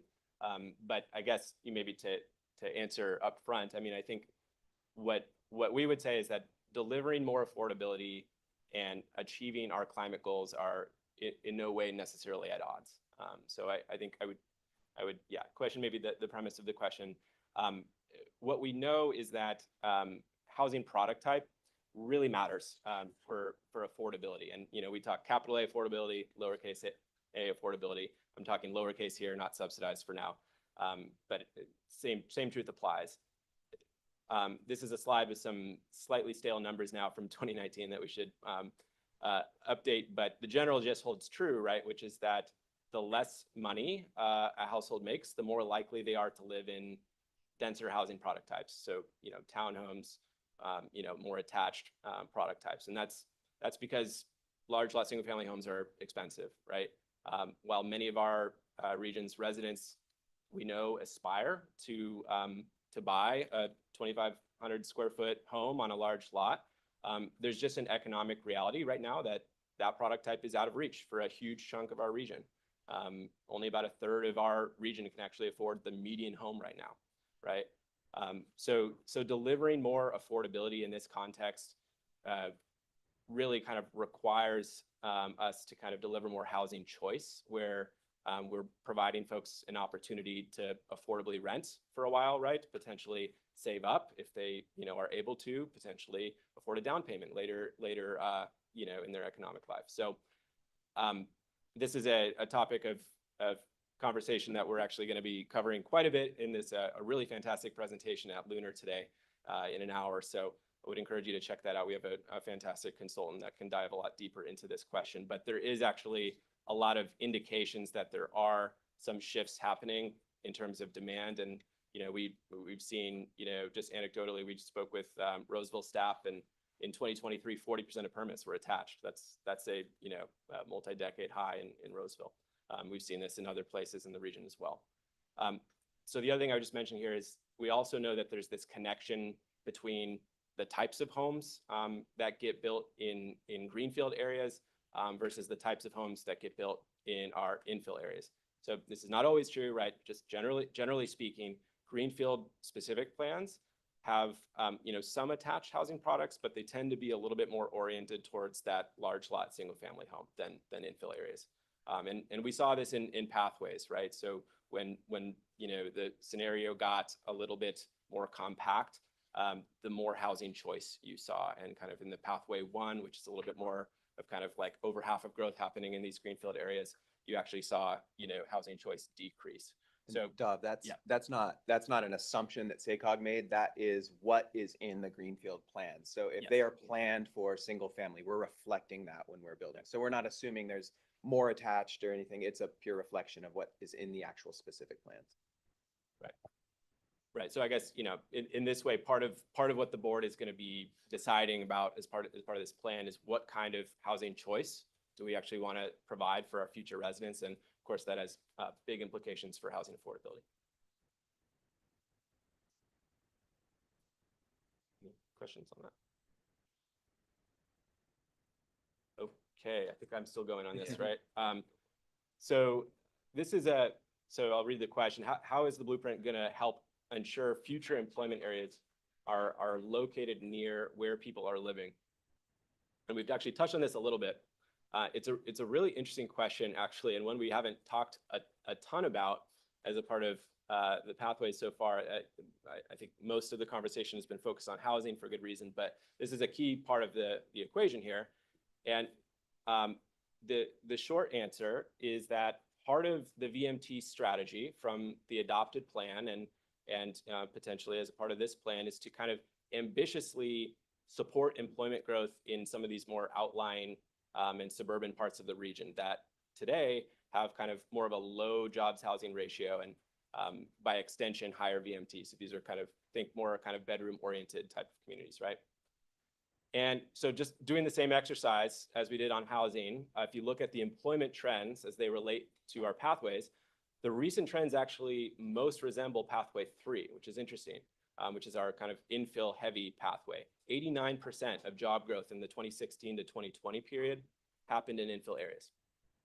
So in some ways, the adopted plan and pathway 2 by extension are kind of assuming a shift away from these existing trends to a certain extent and kind of leaning in on these emerging job centers in kind of these more suburban contexts. So, places like, I think it came up in February, the Bosch investment, right, in West Roseville, and kind of some of that agglomerative effects that we're hoping to see there. The new Placer One University in Placer County, the kind of emerging medical campus in Folsom south of 50 with UC Davis and Dignity Health, Metro Air Park, the livable employment area in the southern part of Elk Grove. These are all places where SACOG in the past has, and likely in the future, is going to assume robust employment growth. And in part, that's to kind of help VMT, right? That certainly does help with the model, but it also is just supporting some of our economic prosperity work that we're doing as well. So, again, as the board starts to kind of deliberate on the discussion scenario and what we're assuming in the land use, that's a key question of like, to what extent do we want to kind of depart from these kind of existing trends on employment, which tend to concentrate more in infill areas, and to do that kind of as a means of achieving our GHG goals and our economic prosperity goals. If I could, just really quickly, I think, well, let me just say it. So Ericsson is in West Roseville. Ericsson, a large national senior home builder, a senior housing home builder with a different model than the Del Webb model. That's a self-contained community and has a lot of employment related to that, right? And so just be thinking there are opportunities within some housing types like that, very specific, where you'll get employment generated as a result of that. And Bosch is in Roseville, not West Roseville. So, Oh, excuse me. Yes. no, I'm just, yeah, that's okay. What was, what one day, one year was west is now center. Yeah. The definitions change sometimes. Yes, and that we absolutely have been working with your staff to make sure that we reflect the Erickson project. That's an exciting project happening.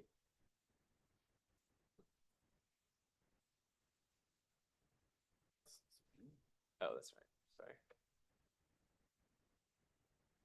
Okay, so what are strategies staff are using to ensure that people from throughout the region, not just closest to the center in the city of Sacramento, will have equal access to opportunity?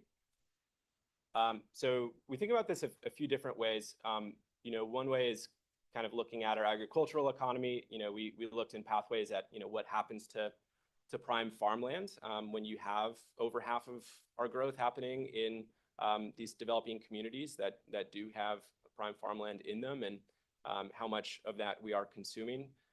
Another, key way that we're looking at this is we've explored the idea of access to opportunity. So this is kind of an idea that's in the research has really been kind of expanding recently. But we looked at the statewide opportunity area maps, which are put together by the state Fair Housing Task Force. These actually came out of the state was looking at, wow, we're kind of concentrating all of our affordable housing funding in these like high poverty areas. And the research actually shows that that's like not that helpful for lifting people out of poverty. So they were like, well, maybe we should be trying to direct more of our affordable housing funding towards high opportunity areas to kind of, ensure that folks have the best chance of succeeding in life. And so they put together these maps that we used, and they divide the whole state right into the census tracts, and then assign each census tract an index score based on all these like indicators of opportunity. So they have economic indicators, they have pollution burden indicators, they have educational indicators, right? And you can imagine actually a lot of it sort of trends towards more suburban areas in many ways, right? Where there's like tremendously good schools and access to jobs and things like that. So what we did as part of Pathways is we measured in each kind of land use distribution the number of new affordable housing types that were located in these high opportunity areas in each pathway. And actually what we found is the most affordable units were in Pathway 3 in high opportunity areas than Pathway 1, which is kind of an interesting finding.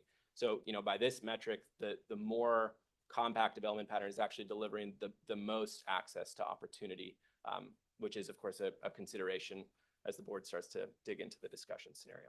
And then if I can add to that, there's a lot of existing communities, right, in some outlying areas that are very housing rich and jobs poor. And we talked about that. There's Dov talked a little bit about how the previous plan, and it's a consideration for you in this plan, is should we be more bullish about job creation in some of these outlying areas that tend to be predominantly housing focused, right?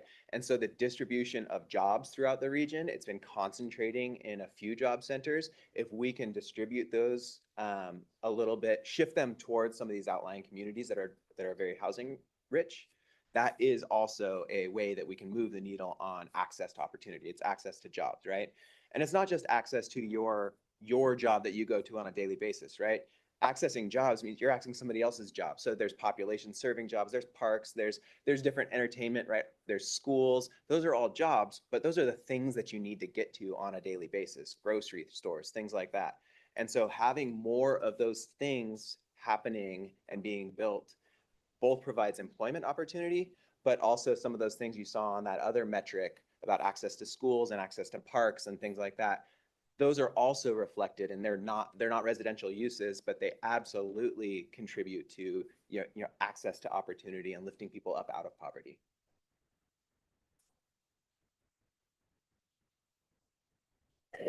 right, I believe those were all the questions we received, so we made it through with a tiny bit of time to spare. Are there any final closing questions, comments? Nasty. I have to ask her. She put me on a timeout. I did. That's why I sit here. We're experiencing a mega trend in California. More people are leaving than moving in. But within California, the places people really want to get away from are not places like this region. So they're moving here. And the reason for that, one of the reasons cited for the reasons cited for the mega trend, it's not just taxes, it's regulations. And regulations, for example, on VMT, GHG and all that. And you've got a state government 68 billion behind this fiscal year. It's going to be interesting to see what happens to that mega trend.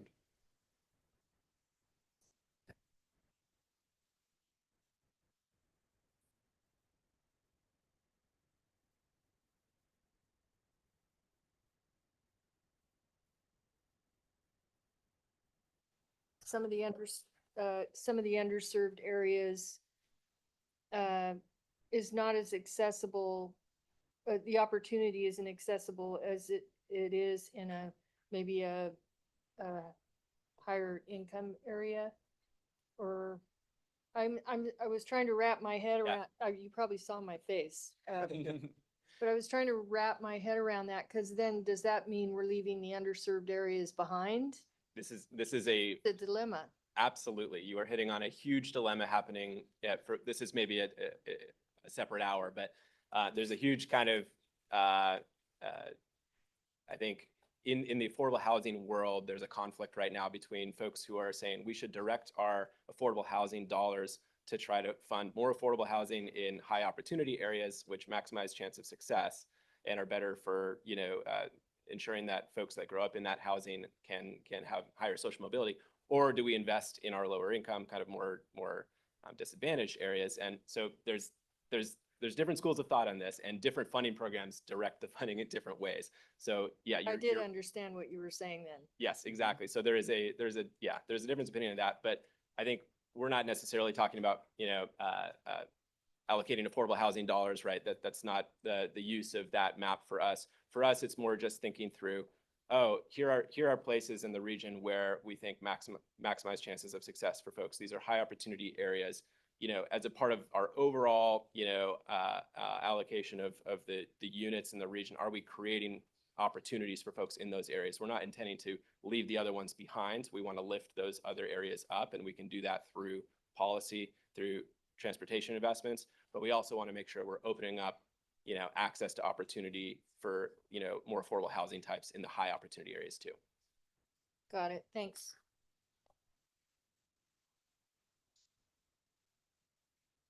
All right, seeing no additional questions, I think we can close it out. Thank you, everybody, for attending.